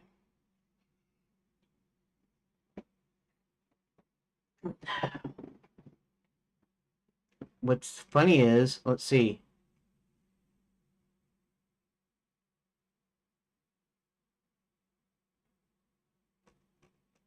Okay, so I'm getting a lot of this done in about the same space as a little bit more than this though. And it's not any shorter though. Which is I guess okay if I just go here and I don't worry about this I guess I don't have to worry about the other part maybe or something, I don't know. Or maybe I can go and expand that out and make that into a longer deal than this. Um, Princess manages to escape her ropes with the help of some mice that live in the hotel, and then she tries to escape by getting into the dumbwaiter, to which she's forced upstairs when she stumbles upon a room with some maps and plans and things, which she promptly takes, but then is captured. Then Hubert and John go and rescue her, where she shows him the plans. Okay, so at least this is shorter than the original Daily. It's longer than this, but we haven't gotten to very far here. This is actually longer. This was a backstory. Um, I don't like to get rid of anything, so they're gonna stay there. Um, but okay, so we're at the halfway point of where we were at the big main story, the big one, which I'll probably still use. I'll probably come in here, but I'll do it backwards. This second half I'll write in the short version, and then later on when I go to expand it, I'll go back to the long version, and I'll expand it to the long version from the short version. Anyways, I think I need to take a break since it's about 2.5 hours in, and yeah. So I'll take a break. I don't know how long it's going to be. How it is with me. Shoot, I guess I didn't show that to you either because I was on stupid webcam. Um, Not that it matters that much, but here, let's do this. So, okay, so I'm just going to read this to you real briefly. In fact, I'm going to read it again when I do the recording after I'm completely done with this. But Channel has real Magic Kingdom turned into a tourist resort, falling on hard times where everything's closed up. Tourists and citizens alike started disappearing. Princess from in other realms kidnapped. Hubert, the friend and advisor of the king, has brought in John from our realm to help figure out what's going on. Hubert sends John over to night school in Princess Prep, where he learns the princess was set to speak at the school, but she hasn't shown up, and that it doesn't matter anyway since the school is closed. Night school started training with raw weapons. Dragons are terrorizing small villages. John then finds night school.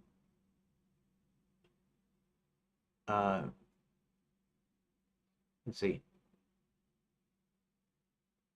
Okay. Night school. Night school try. Okay, John. See. Figures out the princess was John. Well, okay. Well, okay. While inside Princess Pret, John figures out the princess was supposed to check in the Great Enchanted Hotel. Hubert himself sneaks into Wizard University to find the wizard professors all have been trapped in their own Hall of Fame painting, except for one that's missing. Hubert realizes that this was Maximilian Spell's own painting and realizes he must have somehow gotten back in the lands. After checking out Fairy God College, he talks to a teacher he knows who informs him that Violet Moonshadow is also back and has forced all old ladies who wanted to be fairy godmothers for their vacations into becoming evil witches. When they rendezvous, they decide they need to find the princess, and their first lead is the hotel. Hubert calls his old friend the Count, who's Mr. the Vampire, to turn into a bat and see if he can spot any trace of the princess. The princess manages to escape her ropes, and with the help of some mice that live in the hotel, she tries to escape by getting into the dumbwaiter, in which she is forced upstairs when she stumbles upon a room with some maps and plans and things, which she promptly takes, and then is recaptured. Um, uh, when the Count comes back,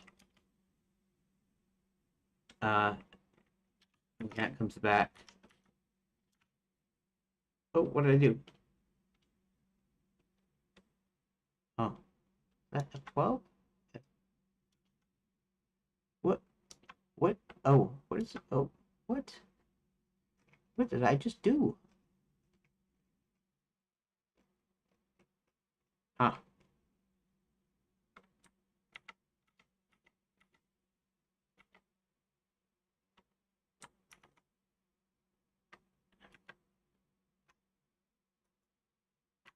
Okay. When the cat comes back, Hubert and John go and rescue her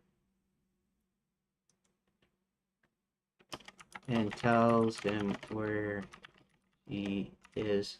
Hubert and John go to rescue her, where she shows him the plans. Okay. So, okay, I don't need that styles thing up right now. Okay, so I just kind of read you where we're at. So we're at the halfway point here. And now I'm going to go ahead and take a break now, properly. And thanks for watching and listening so far. And I will see you 20, 40 minutes. I don't know how long. You know how it works. And I'll try to be quick, though. So thanks, and I'll be back soon. Please wait or come back in, I don't know, 15 minutes, half an hour or something.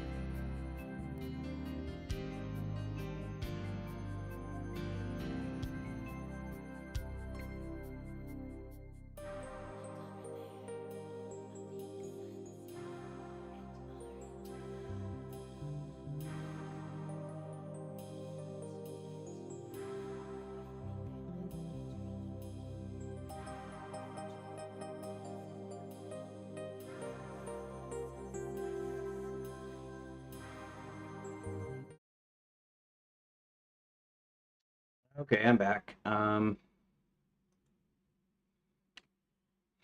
Might take another little break in a little bit, maybe, to get coffee, but let's see.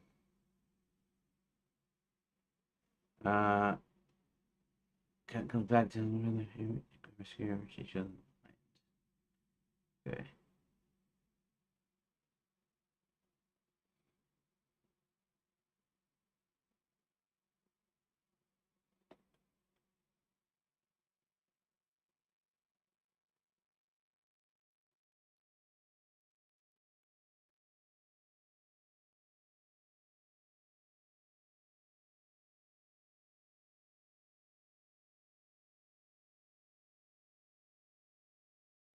All right. What? Why does the stuff keep popping out? On it. Um, what's that even there for?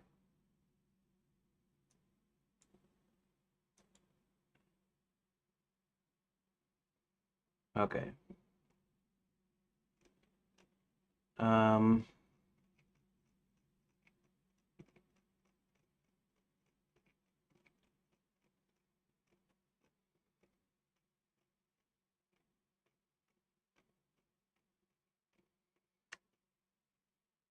the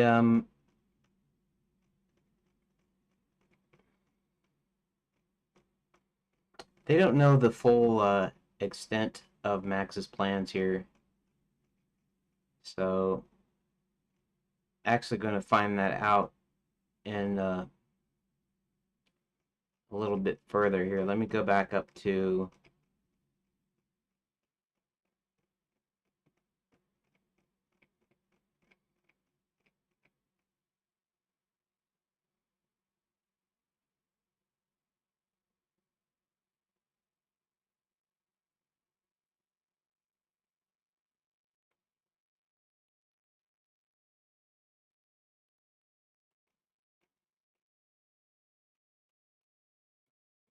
mm,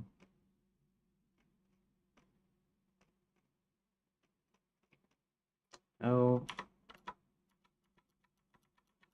let's go back here.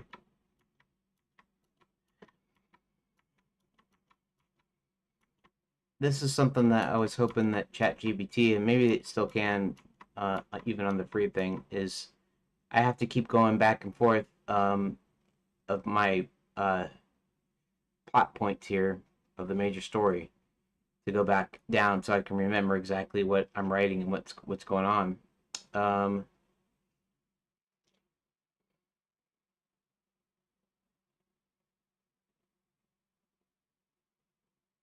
find the dwarf mines as a secret location.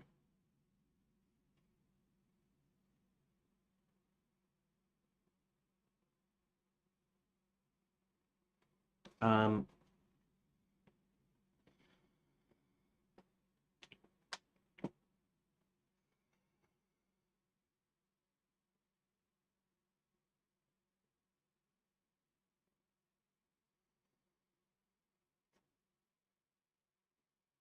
okay, so according to my story, the uh, the gnomes the gnomes are holding dwarves hostage in their kingdom, which is essentially adjacent to the dwarf mines. Okay, so we need a way for them to find. Okay, so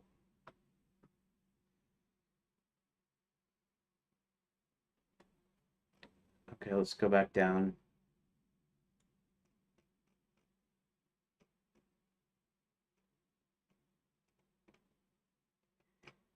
Okay, so we're in the kind of the halfway point, and there's several pieces of information that our heroes need in order to be able to help restore the lands here. So, um,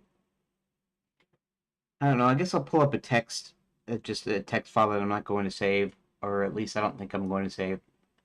Um, and if I do, maybe I'll just copy it into the notes here because these are just my ongoing notes here. Um, So let's see. Okay, so let's kind of go down what Max is doing or what he's trying to do. Okay, so Max wants to conquer all the realms by opening all the portals. I don't know if the idea would be to open all the portals at the same time or each one systematically or however you want to go. Multiple realms, opening all the portals and sending vast armies through. Okay.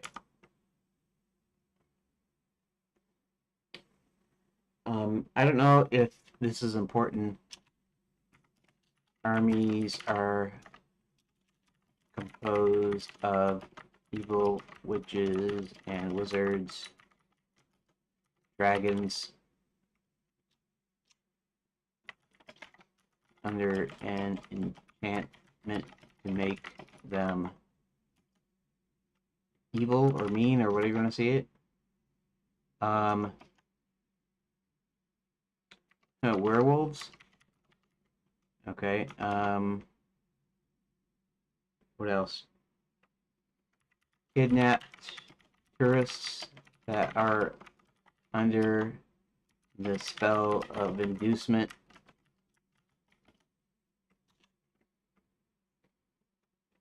That makes me wonder. Okay, you know how I have this weird thing of like naming stuff in words. Define.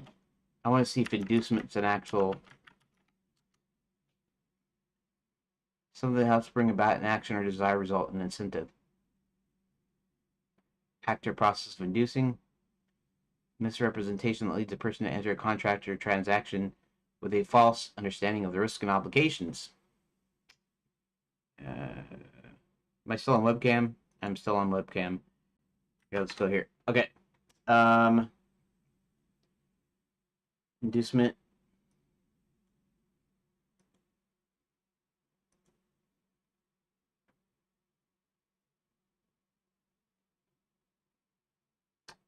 Okay.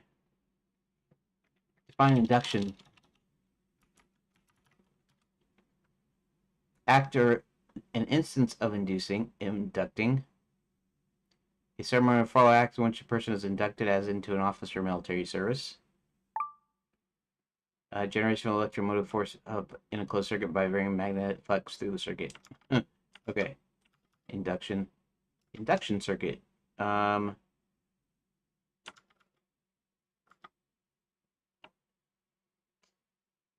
Under the spell of inducement. Give me a sec here. Difference between inducement and induction. Because they both have kind of the same. Whoop. Distinct meanings and uses. Induction generally refers to an act of introducing someone into a new role or organization, such as being inducted into a professional society or the military. It can also mean the process of bringing about a desired state or effect, such as in scientific or medical contexts. For example, in labor and delivery, induction of labor means starting labor artificially to bring about childbirth. Additionally, in mathematics, induction is a method of proof where a statement is shown to be true for the base case and then proven to be true for all subsequent cases. Inducement, on the other hand, typically refers to an incentive or something that persuades or influences someone to do something. It can be seen as a form of encouragement or motivation, often implying a reward or benefit for the action taken. For instance, in legal context, inducement might refer to an offer made to persuade someone to do something like pleading guilty in exchange for a reduced sentence. Huh. Induce versus induct. Here, actually, this is actually kind of a better idea.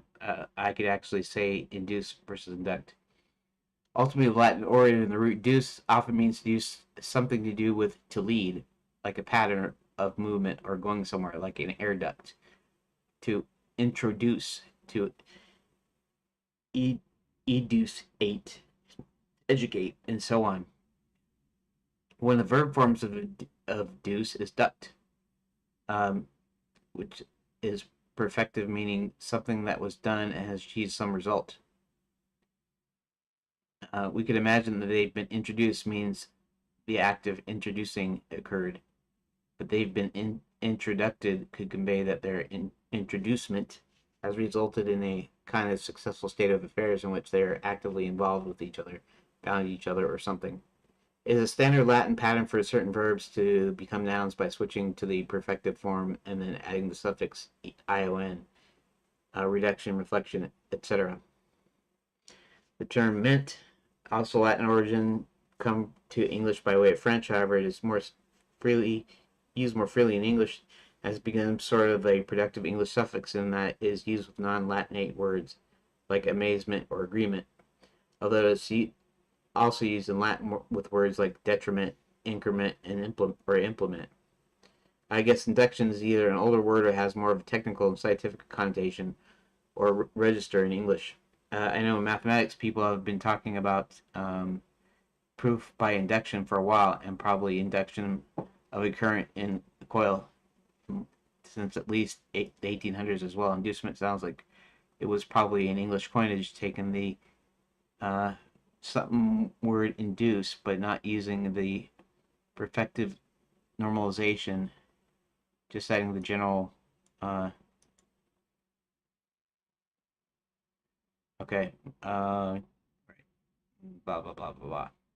That's to induct, sort of like saying to thrown up. Past perfect, have thrown up. Adding an ing makes it sort of like throw upping. The point that being that humans that use determining rules of the language. Okay, I don't really care. I'm just um, is the word induce positive? Oh, positive, depending on the context. Generally refers to something intended to persuade someone to take a particular action. Positive inducements offer a reward or benefit, right? Bonuses or meeting sales targets for low. Threats or punishment to discourage undesirable behavior. For example, in legal context, inducements can refer to improper means like bribery or violate duty. Therefore, whether an inducement is positive or negative depends on the situation. Okay.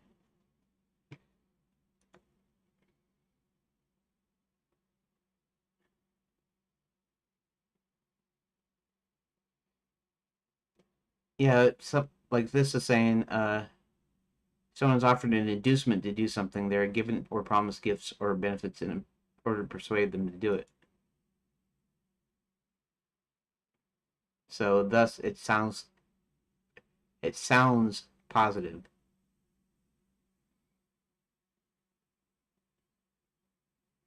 Incentive, right? Motive. Okay, let's go to oh yeah, let's try Grok for a sec here. Um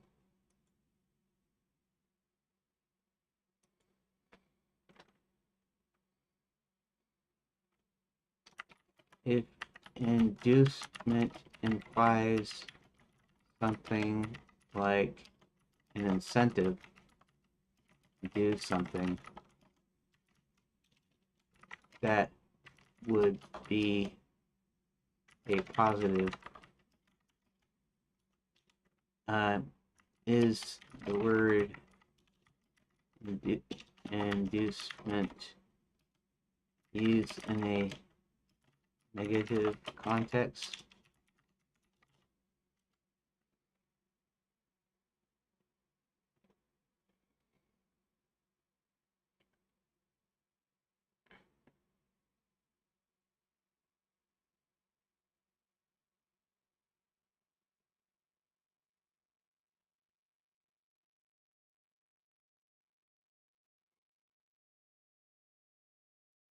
The intent behind the inducement.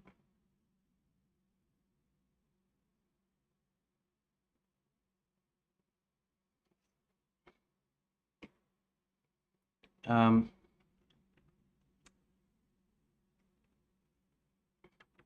I understand that, but the definition refers to an incentive. So,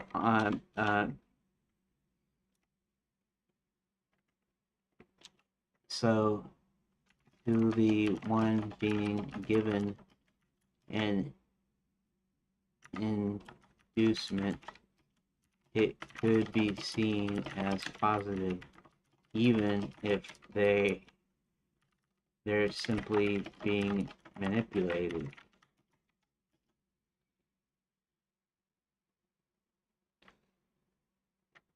So if I use inducement in a sentence, it's generally seen as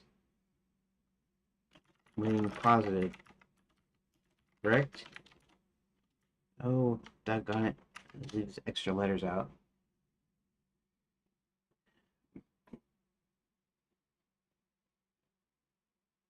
Inducement does not inherently lean negative, positive, or negative, neutral, is permitting Ireland's usage. In context where the actions encourage or beneficial or neutral, like offering a discount, potential for negativity. I bet you ChatGPT will probably say the same thing, right? Now, you may be tricking somebody. You may be telling them, I'll give you this if you do this for me, and that would be an inducement to do something. But I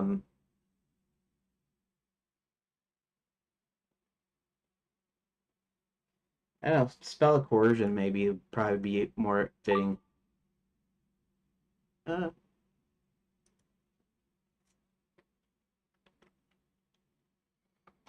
I noticed the word inducement means incentive to do something. Thus, someone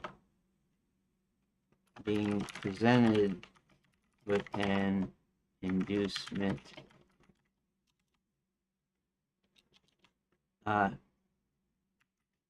is seen as a positive, as in a high salary in a job listing. However,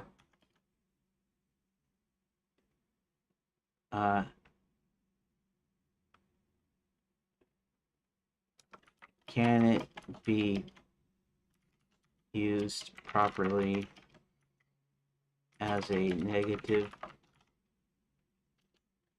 Okay, let's see if it says it.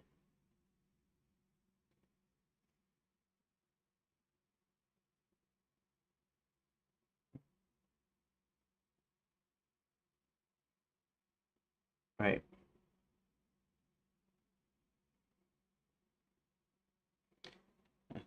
Okay. So in my game, tourists are being taken and then forced to serve Max, the main villain, via spell I called spell of inducement.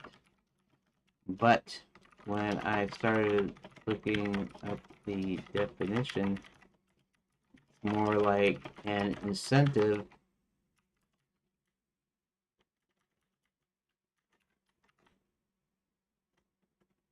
to do something. But the tourists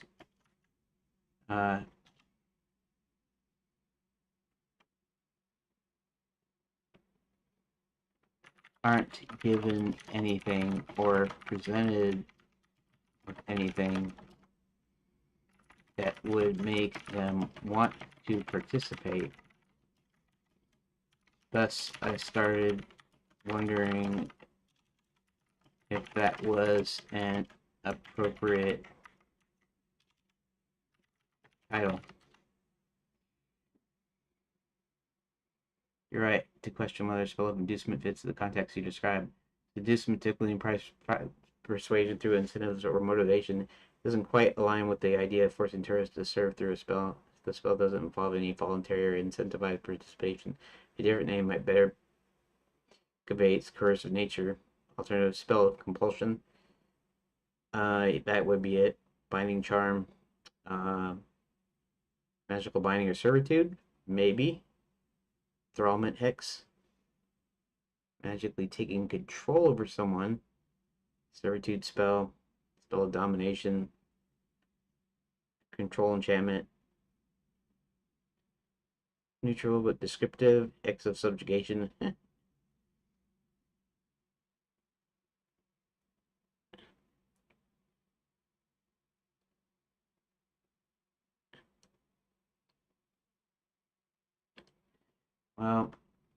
Well, spell of compulsion might work.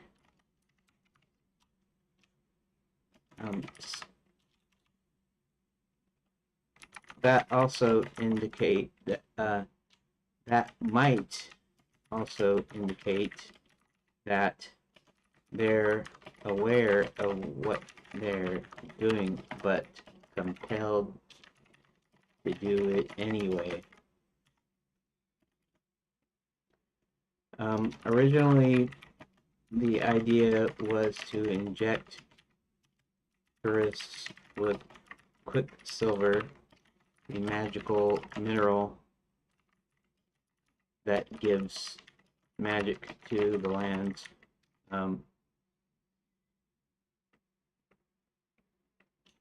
That runs enchant lands. From doing spells to magic mirrors to magical lighting sources, flying trains, etc. But I deemed that a bit too dark for an all ages appropriate comedy fantasy cartoon game. So, and the idea was always that they're in a zombie like state. Zombie in the classical sense, the idea where someone is perhaps drugged and is highly susceptible to instruction.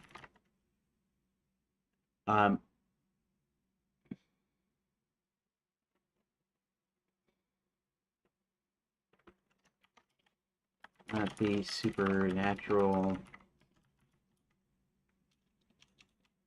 evil that zombie is portrayed today.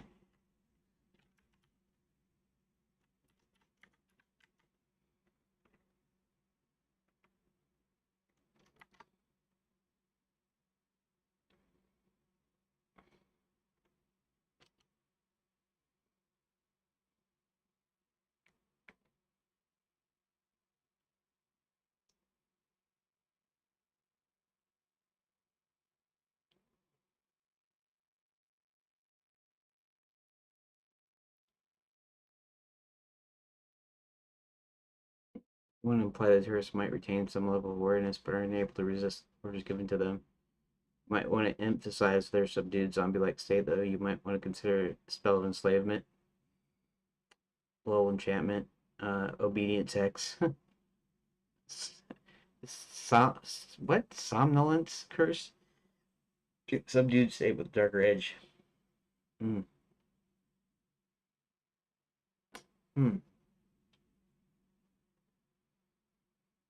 Let's think. Yeah.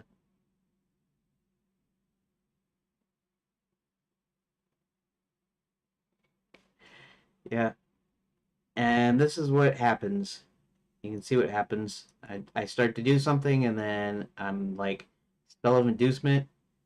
Well, that doesn't sound right, but it almost sounds right. And so then I go off in this rabbit hole, and then I'm thinking of other names and words, and the names of things and what to call things to me is, I guess, is really important because I always tend to do this. It always bugs me if it doesn't sound right or appropriate or correct or cool or whatever you want to call it. Um,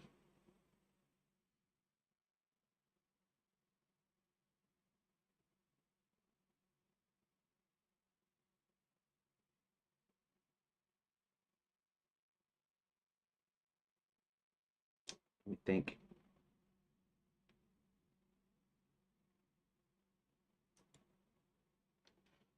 Mm,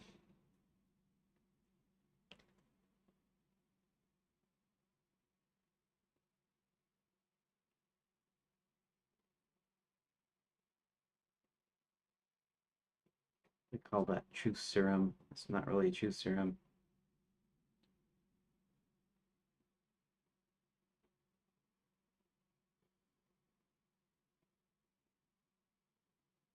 Obedience hex sounds kind of dumb to me.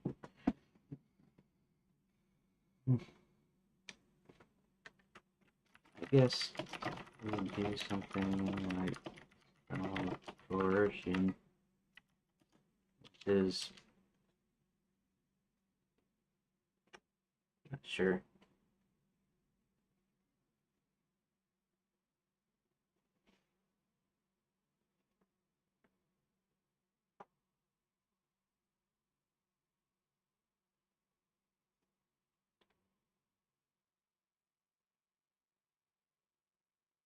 Spell of coercion.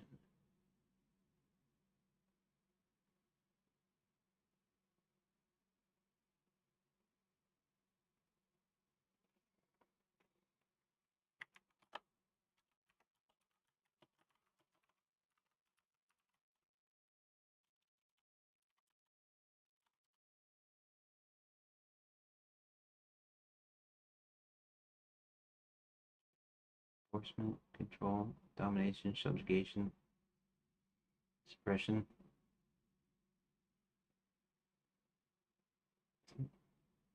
Spell of duress. That might be a spell of influence, manipulation, oppression, submission.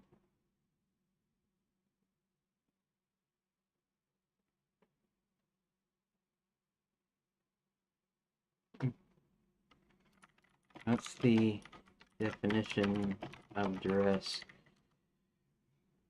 I know what duress is, but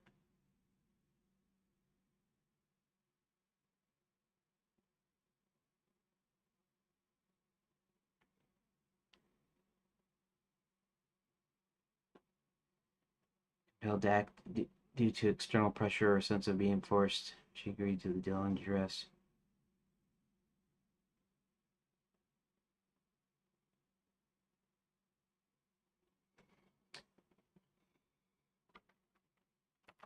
But duress uh, is also uh, in essence voluntary. I know the implication that that uh, the act is forced. However, it's always set up as a choice, even if they don't actually have a choice.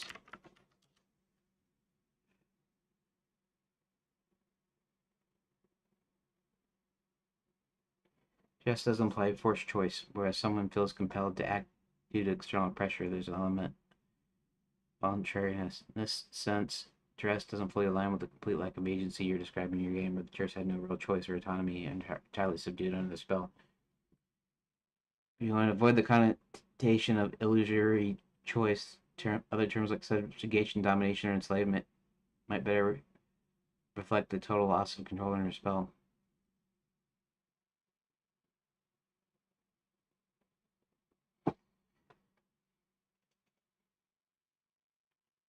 forced servitude with no autonomy. Oh.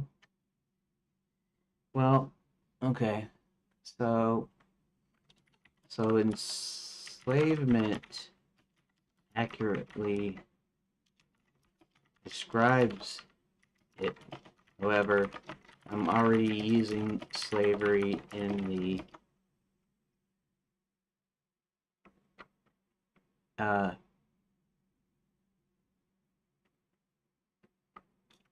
already calling them slaves, so spell name should be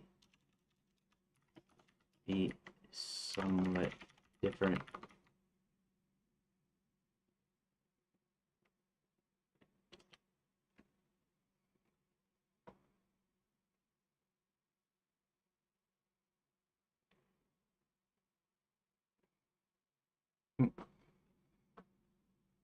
I kind of like using ChatGPT in this way because it comes up with ideas, and even if I don't use them, I get an idea from the ideas, basically. Binding. I could say spell a binding. That might be okay. That kind of sounds very, should say, not usual in the way you talk. Charm of obedience, fix of subordination, curse of domination, enchantment of suppression, spell of subservience.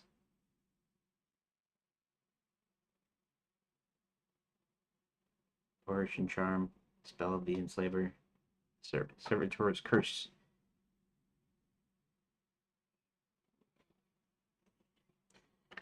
I'll think for a moment.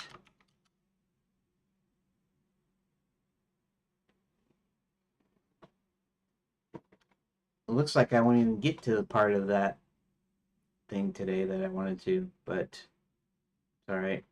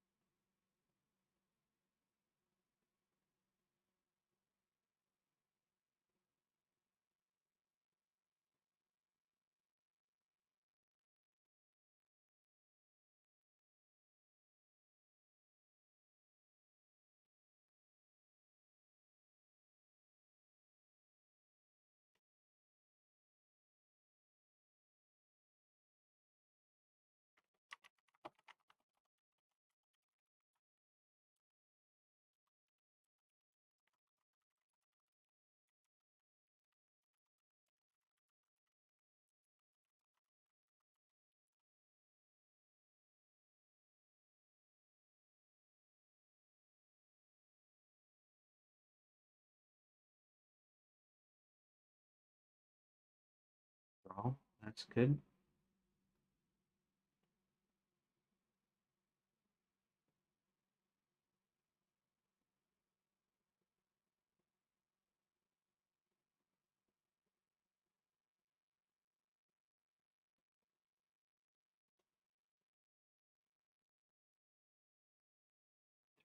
Golem.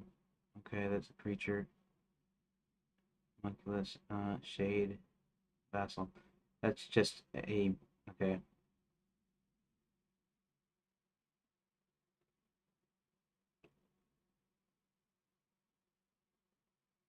Um, I like the word enthrall.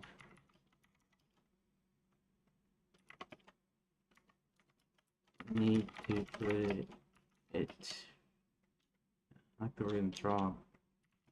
How could I work that into a name?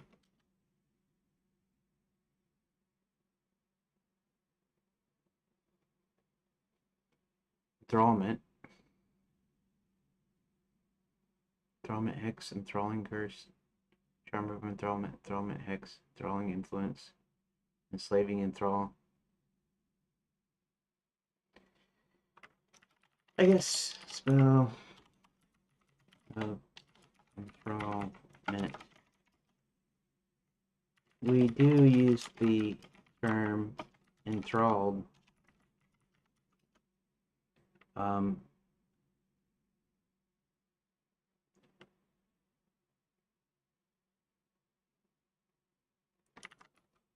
Regularly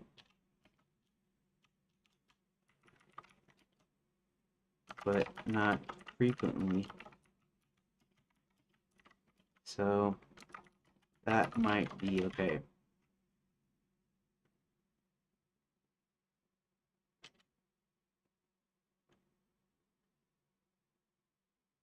Let's see. Okay, so let's say spell of enthrallment. There we go. Okay, so Max wants to conquer all the realms by opening all the portals, sending vast armies through. Armies composed of evil witches, wizards, dragons, enchantment. Werewolves kidnap tourists that are under the spell of enthrallment. Um,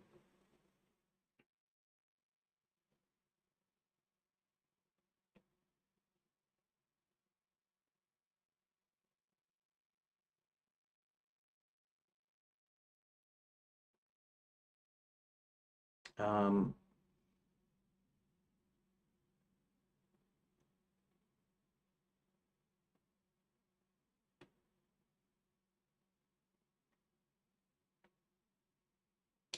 Men, essentially.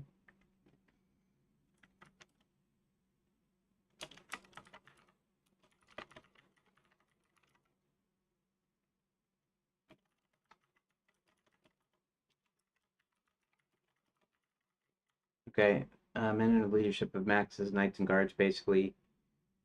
So armies are going to be tons of things. And okay, wizards, dragons, and other various creatures. Okay, so we got that. He wants to conquer the realms by opening the portals.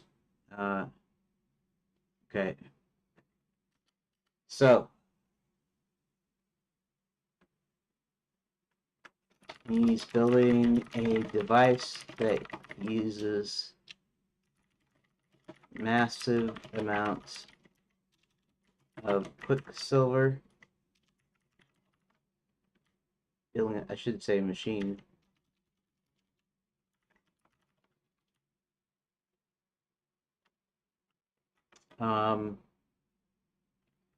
He's enslaved.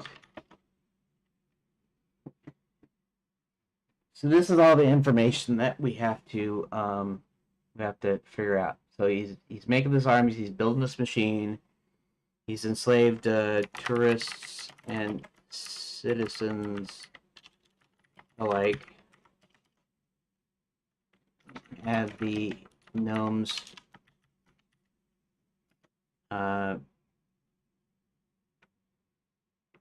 hold the dwarves hostage in the adjoining in the gnome kingdom, which adjoins the dwarf mines. What else?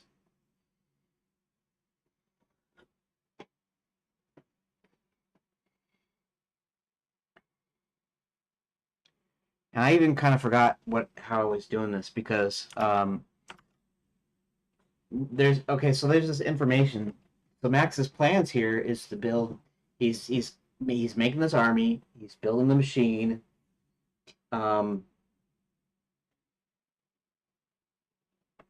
He's mining.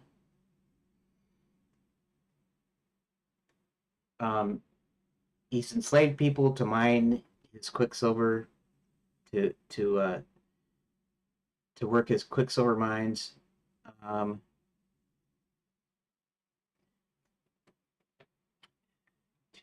Okay. Let's see. He's to work his quicksilver mines. What else?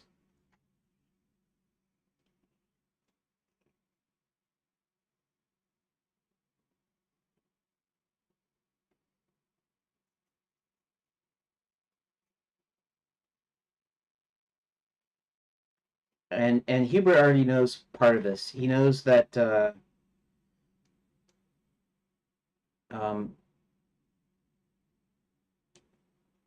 see.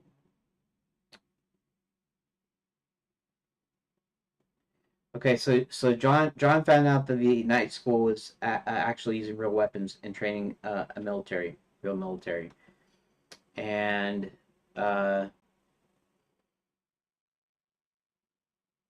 Hubert found out that Hubert found out that Max entrapped the professors at Wizard U in their own Hall of Fame paintings, and so that effectively removes all the good wizards you might say that could help them. But this is already something he's already done, right? So we want to figure out what our heroes need to stop and what they need to do to stop it. So they need to stop the building of the machine. They need to defeat um, Max, and they evidently will need to defeat his armies. So they have to form a plan. Um, think here. I'm still trying to come up with, kind of like what happens. What information do they find and all that. And somehow they need to get in the castle. Max will have taken over the castle. Originally, it was going to be the hotel, but since he's building the machine this time, that means he's going to have access to the hotel. Um,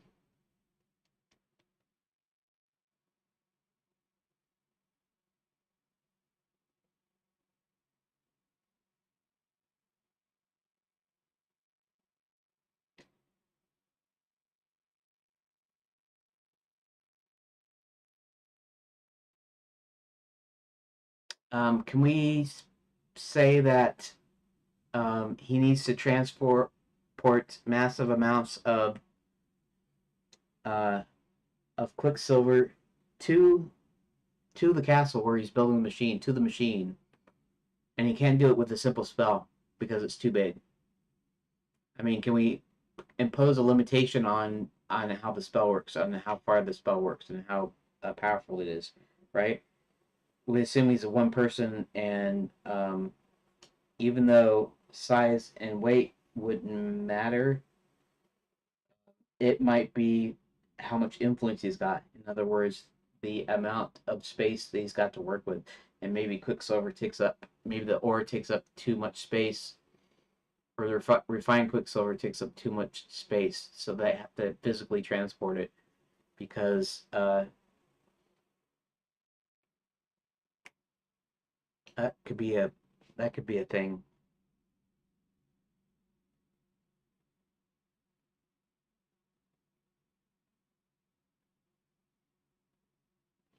Hmm,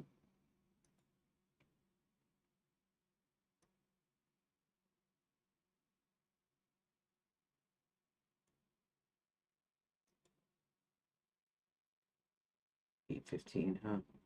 Limit resets. Okay.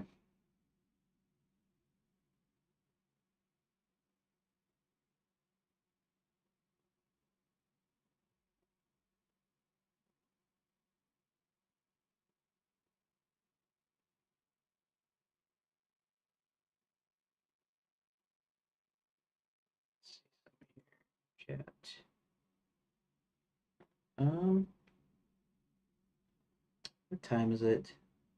Shoot, it's almost 4. I don't know. Maybe I should call it a day today. I know I didn't get that much done, but that's kind of the way it goes, right? And yeah, let me check something here real quick. And videos, OBS, clips. Oh, ninth. Oh, ninth and 10th. Okay, that actually needs to be in its own folder. Um, go to data stack.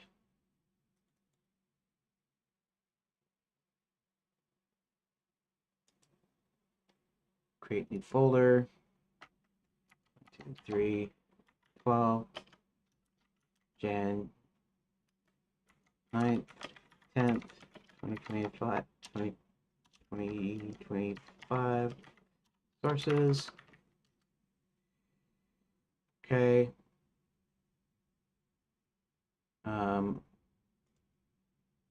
Then tab. VS. Whoops. Cut. Let's go over here. Paste.